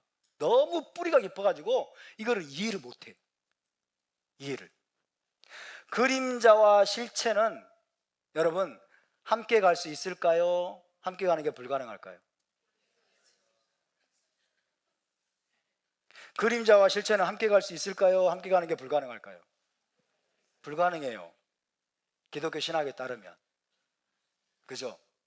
근데 여러분이 햇볕에서 한번 걸어가 보세요. 그럼 여러분의 실체와 그림자는 함께 가요? 따로 가요? 그림자고 여러분 자신을 분리하십니까? 함께 가는 거예요. 그림자고 실체는 함께 가는 거예요. 아멘? 이때 그림자라고 하는 표현은요, 그림자라는 표현은 부정적인 표현이 아니에요. 이 그림자라는 표현이 히브리어로 젤이라고 합니다. 젤. 그래서 젤. 이 젤이라는 표현은요, 그냥 그림자가 아니고 이게 모형이라는 뜻이에요. 형상, 모형 이런 뜻이에요. 모형, 형상이라는 뜻입니다. 젤렘이라고 합니다. 젤렘이라고도 해요. 젤렘, 젤. 그늘, 그림자, 이건 모형이다. 그죠? 하나님의 형상과 모양대로 창조됐다고 그러죠? 그 말은 인간이 하나님의 그림자라는 뜻이에요. 하나님이 그림자니까 그림자 다 없애버릴까요? 여러분 다 죽여야 돼, 그러면. 그죠? 여러분 하나님의 그림자는 무가치하다면서. 그림자는 실체가 오면 그림자는 다 없애버려. 예수님 실체가 왔으니까 이 그림자는 다 없애버려야 돼. 그죠? 다 박살내버리고. 이게 잘못된 신학이라니까요, 여러분. 우리 인간은요, 다 하나님의 그림자예요. 아멘? 그 말은 하나님의 형상대로 지음받았다는 뜻이에요. 여기 땅에, 잘 보세요. 땅에 있는 여러분, 땅에 있는 이것들은 하늘에 있는 것의 형상과 모양대로 지음받았다는 뜻이에요. 하늘에 있는 것이 원본이고 그 원본을 이 땅에다가 카피해 놓은 거예요. 그죠? 그 원본을 카피해 놨는데 이것은 그림자고 다른 말로 거울이에요. 거울. 거울이란 말은 무슨 말일까요? 자, 하늘에 있는 것은 원래 보여요, 안 보여요? 안 보입니다. 하늘에 있는 것은 안 보이는데 하늘에 있는 것을 볼 수 있으려면 어떻게 해요? 이 땅에 그 거울이 있으면 돼요. 그죠? 하늘에 있는 것을 비춰 보여주는 거울. 그죠? 하늘에 멜기세덱 반차의 제사장이 있는 것을 어떻게 알 수 있을까요? 아론 자손 제사장직이 땅에 있네. 아론 자손 제사장들은 하늘에 있는 멜기세덱 반차의 대제사장이신 예수와를 비춰 보여주는 거울이에요. 할렐루야. 그러니까 이 땅에 존재하는 이 거울들은 여러분 하늘의 것들을 보여주는 말 그대로 거울이에요. 비춰서 보여주는 거울입니다. 눈에 보이지 않는 것들을 볼 수 있도록 보여주는 거죠. 맞습니까? 이것들이 없으면 하늘에 있는 것들을 볼 수 있을까요? 없을까요? 없어요. 하나님이 이 땅에 있는 모든 것들을 거울로 창조하셨어. 여러분 하늘에 계신 분이, 하늘의 하나님이 우리 아버지인 걸 어떻게 알 수 있죠? 이 땅에 아버지가 있잖아요. 이 땅에 아버지가 있는 걸 보면서 아, 하늘 하나님 우리 아버지시구나를 알 수 있게 되죠.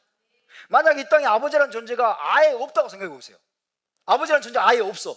그럼 하나님이 아버지라는 사실을 알 수 있을까요? 없을까요? 아버지를 경험해 본 적이 없는데 이 땅에서 아버지를 본 적이 없어. 아버지를 본 적도 없고 아버지란 말을 들어본 적도 없어. 그러면 하나님이 나의 우리의 아버지십니다, 알 수 있을까요? 알 수 없을까요? 몰라요.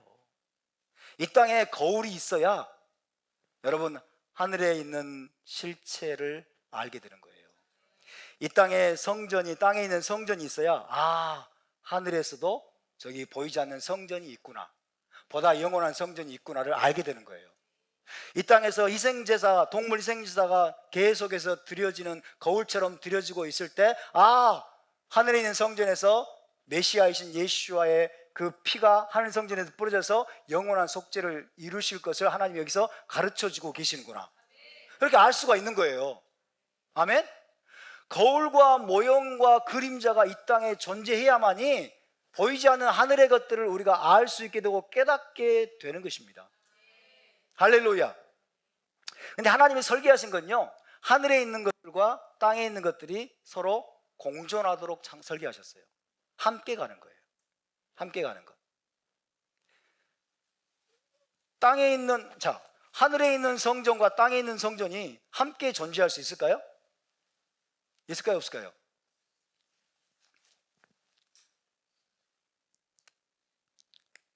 함께 존재해요. 함께. 예수님이 실체입니까? 예수와가 실체이시죠? 맞습니까? 실체이신 예수와께서 2000년 전에 이 땅에 오셨어요. 실체이신 분이 나타났네. 그러면 예수와께서 실체이신 그분이 오셨으니까 이제 그림자는 때려 부숴야지. 그죠? 예루살렘 성전 가서 다 때려 부쉈어요? 예루살렘 성전 다 때려 부수고, 그 다음에 실체이신 멜기세덱 반차의 제사장이 오셨네. 대제사장이 오셨어 이 땅에. 그러면 아론 자손 제사장들 다 쫓아내야 돼. 비켜! 내가 이제 진짜가 왔다. 그러면서 다 쫓아냈어요? 안 쫓아냈어요? 안 쫓아냈어요. 맞습니까? 그림자와 실체는 함께 가는 거예요. 할렐루야. 함께 가는 거예요.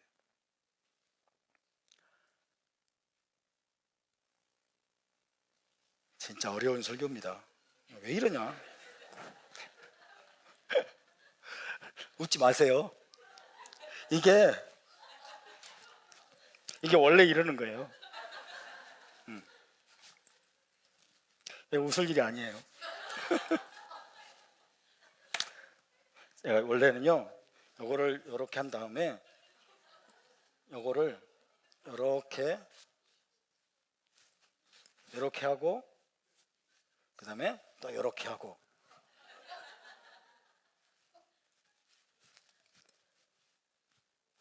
이게 제대로 하는 거예요. 웃지 마세요. 원래 이렇게 하는 거예요. 원래 이렇게 하고 이렇게 하는데 자주 내려가요. 원래 탈릿은 이런 식으로 착용을 하는 거예요. 이게 이제 조금 삐뚤어지니까 좀 웃긴 모양인데 원래 이렇게 하는 거예요. 원래 이렇게 자꾸 설교하면서 돌아다니니까 이게 삐뚤어지는 거지, 이게 이상한 게 아닙니다. 아이, 설교 어려움을 늦추잖아요 자꾸.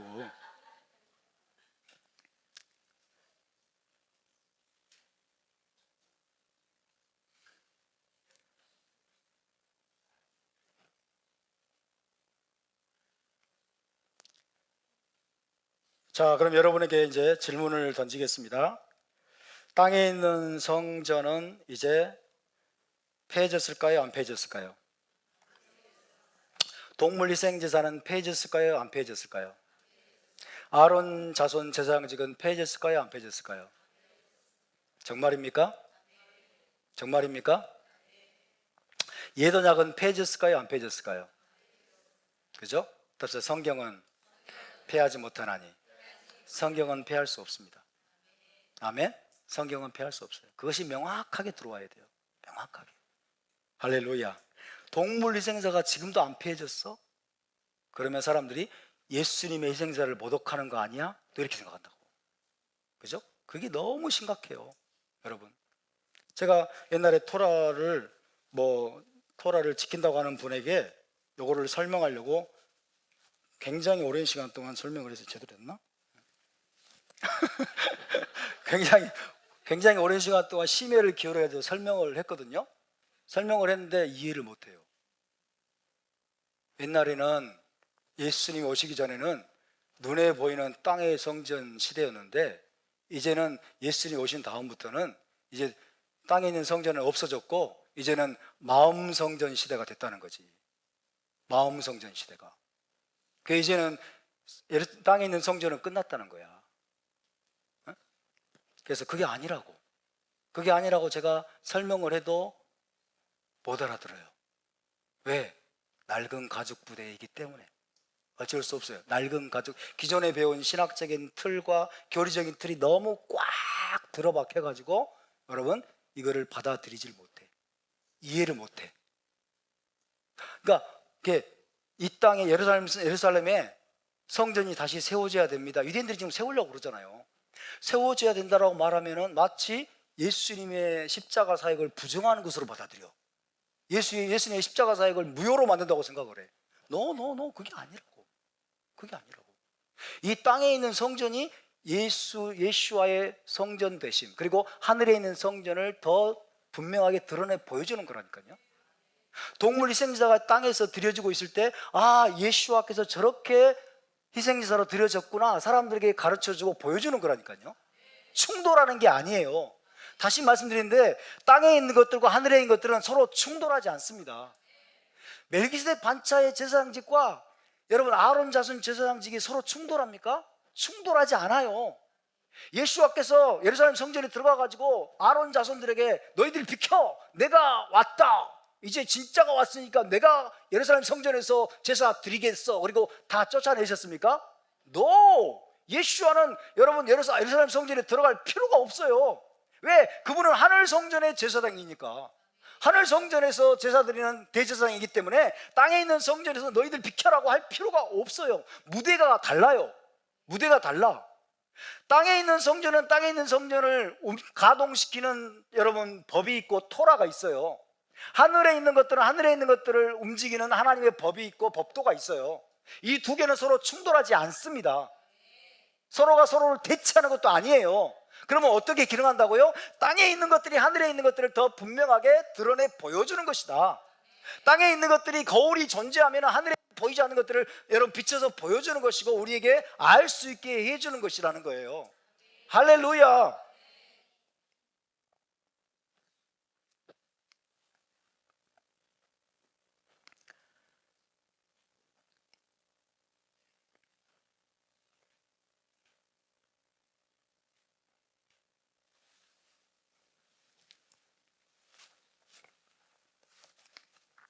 자, 오늘 우리가 읽은 히브리서 9장 10장에서는 계속해서 이제 아론 제사장이 땅에 있는 성전에서 행하는 속죄 의식, 그리고 예수와께서 자기 피로 하늘 성전에서 단번에 이루신 속죄 의식을 비교하고 있습니다. 그러면서 예수와께서 행하신 속죄가 훨씬 더 뛰어나고 그리고 영원한 것이라는 걸 강조하고 있어요. 그죠? 땅에 있는 제사장 아론 자손 대제사장이 행하는 속죄 의식은 어떻다고요? 염소와 황소의 피로 드리는 거죠. 염소와 황소의 피로 행하는 거니까 이거는 그 효력이 일시적이고 제한적이다. 아멘? 일시적이고 제한적이기 때문에 매년 반복해야 된다. 매년 또다시 희생자 드리고 또다시 반복해야만 된다. 왜? 하나님이 그렇게 하라고 명령하셨어요. 그죠? 하나님의 법도예요. 그런데 하늘 성전에서 예수와께서 이루신 대속죄 의식 혹은 그분의 희생제사의 효력은 once and for all, 영원토록 단번에 이루신 것이다. 영원한 효력을 발휘하는 것이다.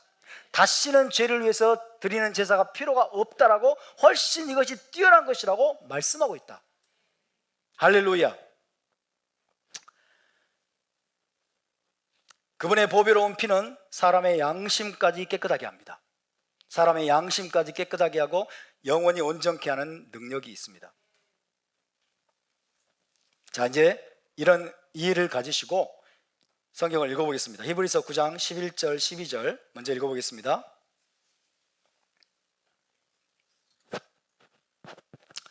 9장 11절 12절 시작.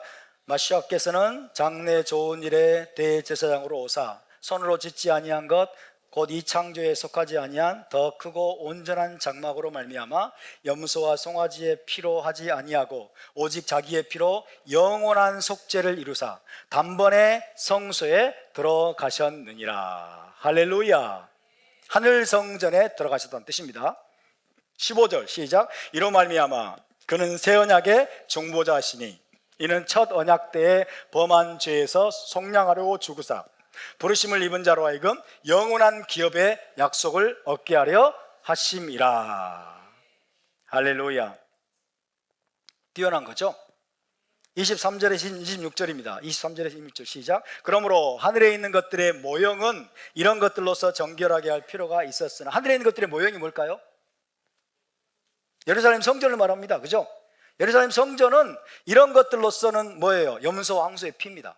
이런 것들로서 정결케 할 필요가 있었으나 하늘에 있는 그것들은 이런 것들보다 더 좋은 제물로 할지니라.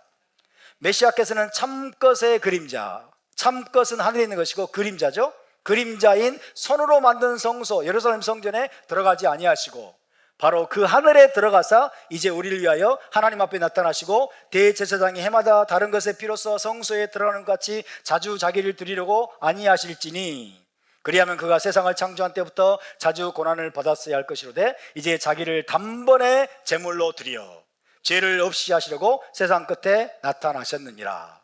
예수와의 희생은요, 십자가에서 죽으실 때 단번에 끝난 겁니다. 단번에 끝났고 하늘 성소에 그분의 피가 뿌려졌습니다. 하늘 성소는요, 시간의 구애를 받을까요, 안 받을까요? 하늘에 있는 성전은요, 무시간성이에요. 무시간성이기 때문에 태초부터 영혼까지 여러분 효력을 발휘하는 거예요. 태초부터 영혼까지. 히브리서 10장으로 갑니다. 10장 1절부터 4절입니다 1절부터 4절 시작. 율법은 장차 올 좋은 일에 그림자일 뿐이요. 자, 여기 보세요. 그림자일 뿐이요는요, 그냥 이 번역자가 집어넣은 거예요. 그림자요 그래야 돼. 그죠? 본문에는 일 뿐이요가 없어요. 그죠? 그냥 같이 중립적으로 설명한 거예요. 근데 그림자일 뿐이요 이래가지고 무가치하게 좀 보이게 들리게 만들어놨잖아요. 그게 아니라 토라는 장차 올 좋은 일, 이거는 실체를 말합니다. 장차 올 좋은 일에 그림자요 그래야 돼요. 그림자요, 참 형상이 아니므로. 토라는 참 형상이 아니라니까요. 토라는 이 땅에 주신 모형과 그림자예요. 아멘. 근데 무가치한 것이다? No. 좋은 것이라니까요. 참 형상이 아니므로 해마다 늘 드리는 같은 제사로는 나아오는 자들을 언제나 온전하게 할 수 없느니라. 그렇죠? 언제나 온전하게 할 수 없어요. 뭐라고 말씀드렸어요? 일시적이고 제한적이라고 그랬죠? 그 다음, 그렇지 않냐면 섬기는 자들이 단번에 정결하게 되어 다시 죄를 깨닫는 일이 없으리니 어찌 제사 드리는 일을 그치지 아니하였으리요. 그러나 이 제사들에는 해마다 죄를 기억하게 하는 것이 있나니 이는 황소와 염소의 피가 능히 죄를 없이 하지 못함이라. 아멘. 황소와 염소의 피는 죄를 씻어서 없애버리지 못해요. 일시적으로 덮는 거예요. 일시적으로 덮어서 잠시 죄의 사함을 받게 해서 하나님 앞에 다시 나오게 해주는 거예요. 그러나 이것은 뭐예요? 제한적이라고 그랬죠? 일시적이에요. 시간이 지나면 이게 효력이 사라져. 그러니까 또 제사를 드려야 돼. 10절부터 봅니다. 10장 10절부터 14절. 더 좋은 겁니다. 10장 10절부터 14절. 시작. 이 뜻을 따라 예수와 마시아 그의 몸을 단번에 들이심으로 말미암아 우리가 거룩함을 얻었노라. 제사장마다 매일 서서 섬기며 자주 같은 제사를 드리되 이 제사는 언제나 죄를 없게 하지 못하거니와 오직 마시아께서는 죄를 위하여 한 영원한 제사를 드리시고 하나님 우편에 앉으사 그 후에 자기 원수들을 자기 발등상 이 되게 하실 때까지 기다리시나니 그가 거룩하게 된 자들을 한 번의 제사로 영원히 온전하게 하셨느니라. 할렐루야. 한 번의 제사로 영원히 온전하게 하셨느니라. 훨씬 뛰어난 거죠. 훨씬 뛰어난 것이고 훨씬 온전한 거예요. 그리고 더 중요한 건 뭘까요? 땅에 있는 성전에서 드리는 희생제사, 대제사장의 속죄 의식은 이스라엘 백성들의 죄를 씻어서 어떤 혜택을 줄까요? 어떤 혜택? 다시 성전에 들어와서 하나님을 예배할 수 있게 해주는 거예요. 그렇죠? 이게 땅에 있는 제사장들이 드리는 속죄의식의 혜택이고 효과예요. 그런데 우리 주 예수와의 희생제사, 그분의 속죄의 피는 한 번에 단번에 속죄를 이루시고 믿는 자들에게 어떤 혜택을 주는 걸까요? 어떤 혜택을 줄까요? 영생을 줍니다. 올라마바로 데려갑니다. 에덴 동산으로 돌아갈 수 있도록 만들어줘요. 포기하시겠어요?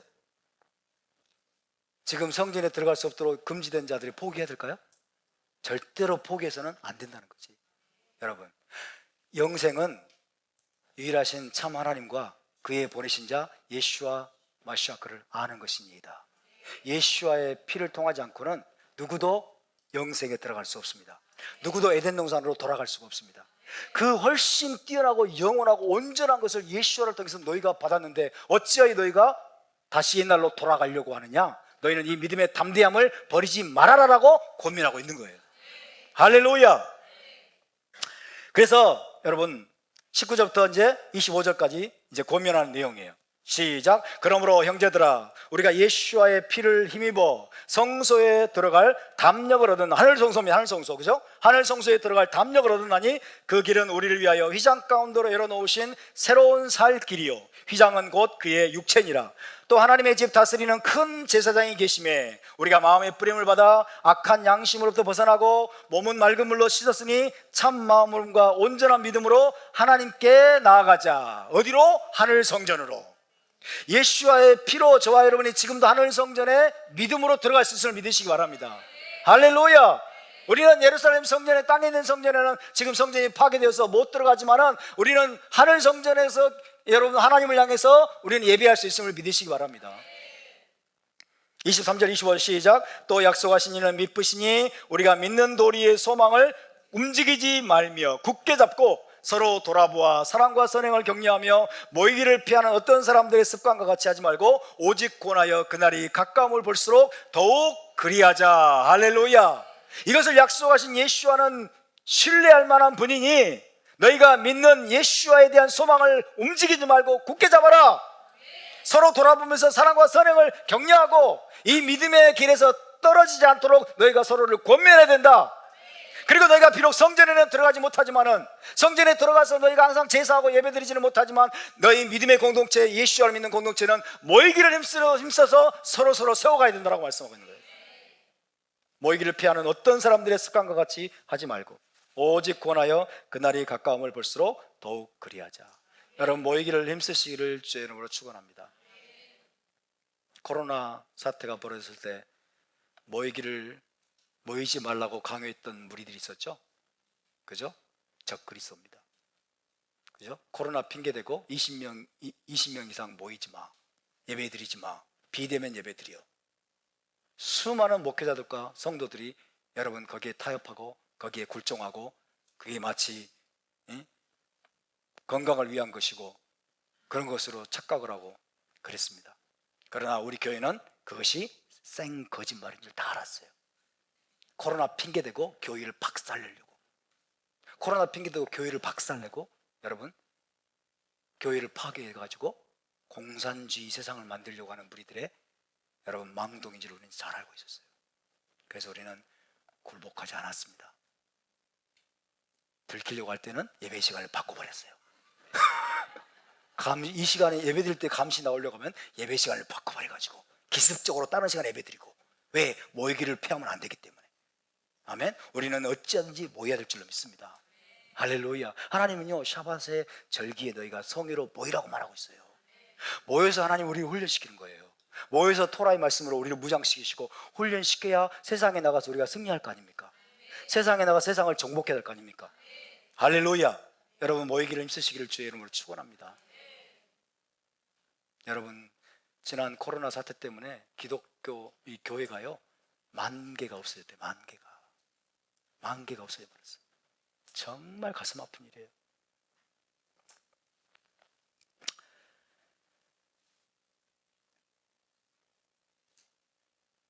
13절을 다시 보시면 14절을 보시면 그가 거룩하게 된 자들을 한 번의 제사로 영원히 온전하게 하셨느니라. 한 번의 제사로 영원히 온전하게 하셨어요. 예수와의 여러분 속죄의 피의 효력입니다. 그분은 한 번 죽으심으로 말미암아 그분의 속죄의 피는 여러분 영원히 뭐예요? 거룩하게 된 자들을 영원히 온전하게 하셨습니다. 맞습니까? 주님이 우리의 모든 죄를 완전히 씻으시고 우리를 영원히 온전케 하셨는데 왜 우리는 회개해야 될까요? 영원히 온전하게 하셨다면서요. 속죄의 피가, 하늘 성소에 뿌려진 속죄의 피가 거룩하게 된 자들을 양심의 죄를 양심을 씻어 온전하게 하고, 그죠? 거룩하게 된 자들을 영원히 온전하게 하셨어. 근데 우리가 왜 회개해야 되죠? 왜 회개해야 될까요? 이것을 우리가 알아야 됩니다. 예수와의 속죄 의식은 단 한 번으로 끝납니다. 단 한 번으로 끝나고 그리고 사람의 죄를 영원히 온전케 하는 능력이 있어요. 맞습니까? 그런데 각 사람이 죄를 자백하고 회개하는 것은 계속적으로 반복돼야 돼요. 계속적으로 반복돼야 됩니다. 왜 그럴까요? 자유의지 때문에. 하나님 우리에게 자유의지를 주셨기 때문에. 그죠? 다시 말하면 자, 하늘 성소에 뿌려진 예수와의 피, 그죠? 거룩하게 된 자들을 영원히 온전케 하시는 능력이 있다고 말씀하시는 그 예수와의 그 희생의 피는 각 사람이 죄를 인정하지도 않고 자백하지도 않고 회개하지도 않는데 강제로 사람들의 죄를 씻어가지고 용서하고 온전케 하실까요? 그럴 수 없느니라. 왜? 자유의지이기 때문에. 그죠? 자유의지 때문에. 이것이 포인트입니다. 왜 우리가 맨날 회개해야 될까요? 왜 우리가 맨날 자백하고 맨날 우리가 하나님 앞에 나와서 용서를 구하고 왜 죄를 인정하고 그래야 될까요? 우리의 자유의지, 우리가 인정하지 않으면 내가 이것이 죄입니다, 내가 죄를 범했나이다, 내 죄를 자백하고 고백하고 용서를 구할 때, 초청할 때 하나님이 우리가 자유의지로 하나님 앞에 나가서 죄를 자백하고 고백할 때 예수와의 그 이미 2000년 전에 끝나버린 예수와의 희생의 피가, 하늘 성소에 뿌려진 피가 비로소 우리에게 적용되는 것입니다. 아멘. 믿음으로 우리가 그 피의 효력을 믿고 우리의 죄를 자백하고 여러분 그분께서 우리의 죄를 씻어달라고 우리가 고백하고 초청할 때 비로소 그분의 피가 각 사람에게 여러분 죄사함을 가져오는 적용이 그때 되는 것을 기억하시기 바랍니다. 강제로 주님의 피가 모든 사람의 죄를 씻어버리는 게 아니에요. 그죠? 기계적으로 인륜적으로 강제적으로 여러분 온 인류의 죄를 이미 십자가에서 희생해서 끝났으니까 이제 영원히 온전케 했으니까 모든 사람의 죄를 이제 고백하지 않아도 이제 된다라고 생각하면 안 되는 거예요. 그 키포인트가 뭐냐면 자유의지입니다. 하나님은 우리의 자유의지를 절대로 침범하지 않으십니다. 내가 원하지 않으면 하나님은 우리를 위해서 아무것도 할 수 없어요. 내가 하나님 내 죄를 사해 주세요라고 여러분 구할 때 하나님 우리의 죄를 씻어주시는 거예요. 아멘. 주님 이건 죄가 아닌데요, 들어오지 마세요. 내가 뭔 죄를 그렇다고 그러세요? 나는 정직하게 살았는데요. 그러면요, 하나님 우리 죄를 씻으시고 싶어도 씻으실 수가 없어요. 이해되십니까? 그 정도로 우리의 자유의지가 중요한 거예요. 여러분이 왜 이것을 이해를 잘 하셔야 되냐면요, 구원파 때문에 그래요. 구원파들 때문에. 구원파가 뭐라고 그랬어요? 예수님을 영접하고 거듭나는 순간에 우리의 과거, 현재, 미래의 죄가 다 사해졌다는 거예요. 그래서 이제는 죄를 자백할 필요도 없어. 고백할 필요도 없어. 그래서 이미 십자가에서 끝냈다는 거지. 그러면서 거듭남 죄사함의 비밀 그러잖아요. 거듭남 죄사함의 비밀. 그래서 저희 우편, 저희 1층에 우편 함에도 계속 구원파에서 메일 보내요. 일주일에 또 한두 개씩 계속 구원파에서 집요하게 보냅니다. 집요하게. 그래서 참 번지를 잘못 짚었어. 돈 낭비하고 시간 낭비하지 마라. 보는 즉시 그냥 쓰레기통에 집어넣어요. 보는 즉시 쓰레기통에. 여러분, 토라를 이해하게 되면 토라의 유산을 우리가 여러분 붙들게 되고 히브리 관점으로 진리를 알게 되면요, 어떤 이단에도 안 넘어갑니다. 어떤 이단은 안 넘어가요. 토라를 한다고 하는데 이단은 넘어간다. 이건 토라를 모르는 거예요. 토라를 이해하지 못한 거예요. 히브리 관점으로 제대로 토라를 이해하면 이단들에게 넘어가지 않아요. 여러분, 우리의 죄의 삶, 죄에 대한 고백과 회개는 여러분 날마다 계속돼야 됩니다. 만일 우리가 우리 죄를 자백하면, 그죠? 만일 우리가 우리 죄를 자백하면 그는 미쁘시고 의로우사 우리 죄를 사하실 것이며 우리를 모든 불의에서 깨끗게 하실 것이요. 만일 우리가 죄 없다 하면은 하나님을 거짓말하는 자로 만드는 것이라고 하잖아요. 그죠? 2000년 전에 십자가에서 희생제사를 단 한 번의 희생제사를 드리시고, 그리고 그분의 피를 하늘의 성소에 뿌리시고 죄를 위한 영원한 속죄의 제사를 하늘에서 이미 끝내셨습니다. 그분의 속죄의 효력은 현재, 과거, 미래 다 적용이 됩니다.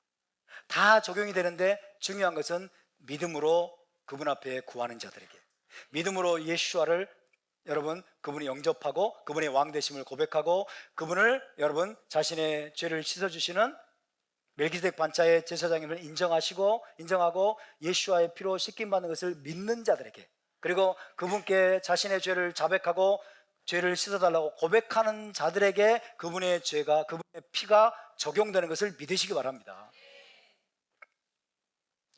계속 우리는 여러분 우리의 죄를 자백하고 고백하고 하나님 앞에 나가야 돼요. 그럴 때 하나님이 우리의 마음, 열린 마음 속에 들어오셔서 우리의 죄를 씻어주시는 것입니다. 아멘입니까? 우리에게 자유의지를 주신 하나님을 찬양합니다. 다시 말씀드린, 이제 정리합니다. 여러분, 하늘에서 예수와는 두 번 다시 죽으실 필요가 없어요. 그분은 다시 내려오셔가지고 십자가에서 또 달리실 필요가 없어요. 아멘? 하늘 성소에 뿌려진 그 하늘 성소는 무시간생의 장소입니다. 무시간생의 장소. 우리가 다 이해하지 못하지만은 그분의 피는 참된 믿음을 가진 과거, 현재, 미래의 모든 이들의 여러분 양심의 죄를 씻어서 여러분 구원하는 능력이 있음을 믿으시기 바랍니다. 할렐루야. 그러나 그분은 두 번 다시 여러분 희생제사가 되어서 죽으실 필요가 없지만은 우리는 날마다 우리의 죄를 자백하고 날마다 회개하고 주님 앞에 나가야 될 줄로 믿습니다. 그래서 40일간의 태시바 기간이 필요한 겁니다. 우리가 집중해서 우리의 죄를 살피고 우리의 마음을 살피고 집중해서 여러분 우리가 하나님 앞에 자백하고 회개하려고 해도 우리가 간과하는 것들이 많거든요. 우리가 자백하지 못하는 것들이 많거든요. 그래서 더 온전한 회개를 하기 위해서 이런 시간들을 보내는 것입니다. 지난 나팔절 성회 때 우리는 예레미야 31장을 통해서 하나님께서 이스라엘을 다시 회복시키실 때는 음녀에서 처녀로 바꿔주신다는 사실을 깨달았습니다. 아멘입니까? 어떻게 음녀, 창녀, 음행하는 자가 다시 처녀가 될 수 있을까요? 그것이 가능할까요? 사람으로서는 불가능하되 사람은 불가능하죠. 하나님은 가능하십니다. 그 비결이 바로 욤키푸르, 대속죄일입니다. 주님이 오시기 직전에 대속죄일에 예수와께서는 이스라엘 공동체 신부를 여러분 음녀가 되어버리고 창녀가 되어버리고 더럽혀진 신부 이스라엘을 다시 처녀로 바꾸실 겁니다. 이스라엘 신부 이스라엘의 정화와 속죄를 여러분 이루실 것이고, 처녀로 그분을 신부를 변화시키셔서 여러분 어린 양 혼인 예식으로 데려가실 겁니다. 이것이 바로 예수와의 피만이 하실 수 있는 겁니다. 예수와의 피만이, 그죠? 한 번도 죄를 범하지 않은 것처럼, 과거에 한 번도 죄를 범한 적이 없는 것처럼 정결하고 깨끗한 자로 여러분 우리를 변화시킬 걸 믿으시기 바랍니다. 할렐루야! 이것이 바로 동물의 피가 아니라 우리 주 예수와의 희생의 피의 능력입니다. 저와 여러분을 처녀로 만드실 하나님을 찬양합니다. 처녀 이스라엘로 회복시키실 하나님을 송축합니다. 할렐루야! 그러면서 여러분 우리가 어린 양의 혼인 예식에 참여하게 될 것입니다. 자, 성경 말씀을 몇 번 찾아보고 이제 우리가 기도하겠습니다. 스가랴서 3장 9절을 먼저 찾겠습니다. 스가랴서 3장 9절. 하나님이 준비하게 하신 것은 다 끝내야지 어쩔 수 없습니다, 여러분. 스가랴서 3장 9절.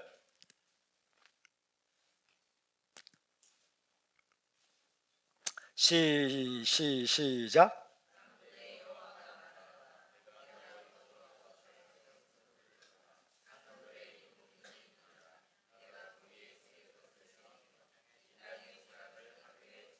내가 이 땅의 죄악을 하루에 제거하리라. 그 하루가 대속죄일입니다. 더럽혀진 신부 여러분, 음녀 창녀가 되어버린 신부 이스라엘의 죄악을 하루 만에 주님이 제거하셔서 다시 처녀로 바꾸실 겁니다. 아멘. 스가랴서 12장입니다. 스가랴서 12장 10절에서 13절, 12장 10절에서 13장 2절까지입니다.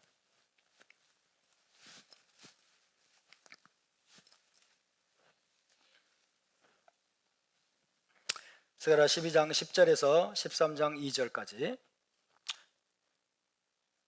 시작. 내가 다윗의 집과 예루살렘 주민에게 은총과 간구하는 심령을 부어주리니 그들이 그찌른 바 그를 바라보고 그를 위하여 애통하기를 독자를 위하여 애통하듯 하며 그를 위하여 통곡하기를 장자를 위하여 통곡하듯 하리로다. 그날에 예루살렘에 큰 애통이 있으리니 무기떡을 짜기 하다드림 문에 있던 애통과 같을 것이라. 온 땅 각 족속이 따로 애통하되 다윗의 족속이 따로하고 그들의 아내들이 따로하며 나단의 족속이 따로하고 그들의 아내들이 따로하며 레이의 족속이 따로하고 그들의 아내들이 따로하며 시므이의 족속이 따로하고 그들의 아내들이 따로하며 모든 남은 족속도 각기 따로하고 그들의 아내들이 따로하리라. 이건 엄청난 회개를 말합니다. 마지막 때 엄청난 애통과 회개가 있게 될 것입니다. 그럴 때 어떤 일이 있을까요? 시작. 그날에 죄와 더러움을 씻는 셈이 다윗의 족속과 예루살렘을 주민을 위하여 열리리라. 만군의 여호와가 말하노라. 그날에 내가 우상의 이름을 이 땅에서 끊어서 기억도 되지 못하게 할 것이며 거짓 선지자와 더러운 귀신을 이 땅에서 떠나게 할 것이라. 할렐루야. 죄와 더러움을 씻는 셈이 다윗의 족속과 예루살렘 주민을 위하여 열리리라. 신부 이스라엘, 음녀가 되어버린 신부 이스라엘의 모든 죄와 더러움을 씻는 셈이 열리게 될 것입니다. 그 셈이 바로 대속죄일, 그죠? 욤키푸르, 예수와의 여러분 피가 죄를 씻는 셈이 될 것입니다. 에스겔서 36장으로 가겠습니다. 에스겔 36장 24절에서 28절입니다.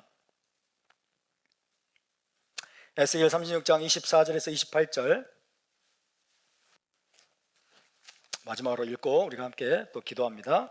에스겔 36장 24절에서 28절입니다.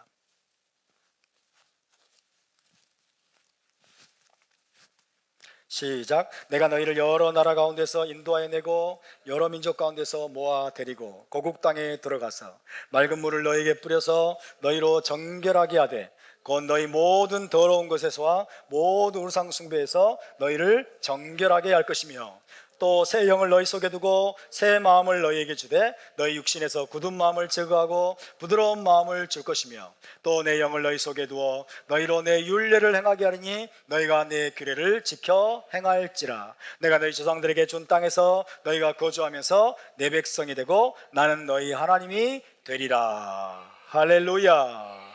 맑은 물을 너희에게 뿌려서 너희로 정결하게 하되 곧 너희 모든 더러운 것에서와 모든 우상 숭배에서 너희를 정결하게 할 것이며 너희를 처녀로 변화시킬 것이며 뜻입니다. 그래서 또 새 영을 너희 속에 두어서 새 마음을 주고 굳은 마음을 제거해서 부드러운 마음을 줄 것이며 내 영을 너희 속에 두어서 너희로 내 토라를 준행하게 하리니 너희가 내 규례를 지켜 행할지라. 할렐루야. 저와 여러분을 포함해서 자신의 모든 죄를 회개하고 메시아의 보배로운 피로 죄사함을 받게 될 온 이스라엘이 정결한 처녀가 되어서 메시아 왕국과 어린 양의 언니 예식에 참여할 수 있게 되기를 바랍니다. 바루크 하셴. 자, 우리 함께 자리에서 일어나시겠습니다.